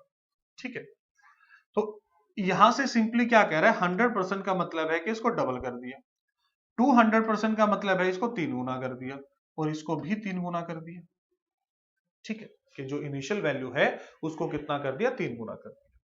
अब यहां से अगर वॉल्यूम कैलकुलेट करेंगे तो कितना होगा, 6 होगा और यहां से करेंगे तो कितना होगा, 108 होगा। कितना होगा, 108 होगा। उसने पूछा था देन द एरिया इंक्रीज कितना, देखो 6 से 108 हो गया, इंक्रीज कितना हुआ है, 102 इंक्रीज हुआ है। किसके ऊपर, 6 के ऊपर। कितने टाइम्स, 17 टाइम्स। तो 17 गुना इंक्रीज हुआ है। तो ऑप्शन डी इस क्वेश्चन का आपका राइट आंसर होगा, ऑप्शन डी। चलिए उसके बाद नेक्स्ट क्वेश्चन। नेक्स्ट क्वेश्चन में क्या कह रहे हैं, 53 rupees is divided among A, B and C in such a way that A get 7 rupees more than B and B get 8 rupees more than C. The ratio of their share। देखो B को C से ज्यादा मिले, A को B से ज्यादा मिले, तो ऑप्शन की मैं बात करूं ये तो मेरा कभी हो ही नहीं सकता, ये भी मेरा कभी नहीं हो सकता, ये भी कभी मेरा नहीं हो सकता। तो एक ही ऑप्शन बचा था, एक ही ऑप्शन बचा था, बस इस क्वेश्चन में ऑप्शन की हेल्प लेनी थी, हो गया क्वेश्चन। ठीक है, how many numbers of 5 digit can be formed with the digits 1, 3, 5, 7 and 9 but no digit repeated. कोई डिजिट रिपीट नहीं होगा। तो 5 डिजिट है और 5 डिजिट का नंबर ही कैलकुलेट करना है, मतलब 5 फैक्टोरियल। और 5 फैक्टोरियल की वैल्यू क्या होती है, 120। ऑप्शन ए इस क्वेश्चन का आपका राइट आंसर होगा, ऑप्शन ए इस क्वेश्चन का आपका राइट आंसर होगा। बिल्कुल सिंपल सा क्वेश्चन था। The difference between CI and SI on a sum of money lent for 2 years at 10%। तो देखो जब अगर 2 साल की बात हो तो 1% का डिफरेंस आता है और 1% की वैल्यू 40 है, 100% की वैल्यू क्या हो जाएगी, 4000 हो जाएगी। बिना पेन पेपर का क्वेश्चन था ये। A man spent 75% of his income. अगर वो 75% खर्च कर रहा है तो सेव कितना कर रहा है, 25% सेव कर रहा है। इनकम कितनी है, 100% है। इनकम, एक्सपेंडिचर, सेविंग, अगर मैं इनका रेशो लूं तो 4:3:1, 4:3:1। ठीक है, अब मैं अपनी कैलकुलेशन को इजी बनाने के लिए सबके पीछे एक जीरो लगा देता हूं, 40, 30 और 10। अब वो कह रहा है हिज इनकम इंक्रीज बाय 20%। अगर मैं इनकम को 20% से इंक्रीज करता हूं तो 40 का 20% मतलब 8 इंक्रीज हुआ, ठीक है।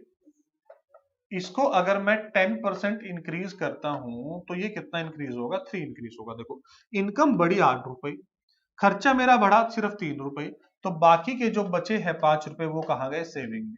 तो 5 को 10 के ऊपर निकालो कितने परसेंट है, 0 से 0 कैंसिल करोगे, 5 इंटू 10 कि सेविंग कितने परसेंट से इंक्रीज हुई है, सेविंग आपकी 10% से इंक्रीज हुई है। सेविंग कितने से इंक्रीज हुई है, 10% से। चलिए उसके बाद नेक्स्ट क्वेश्चन।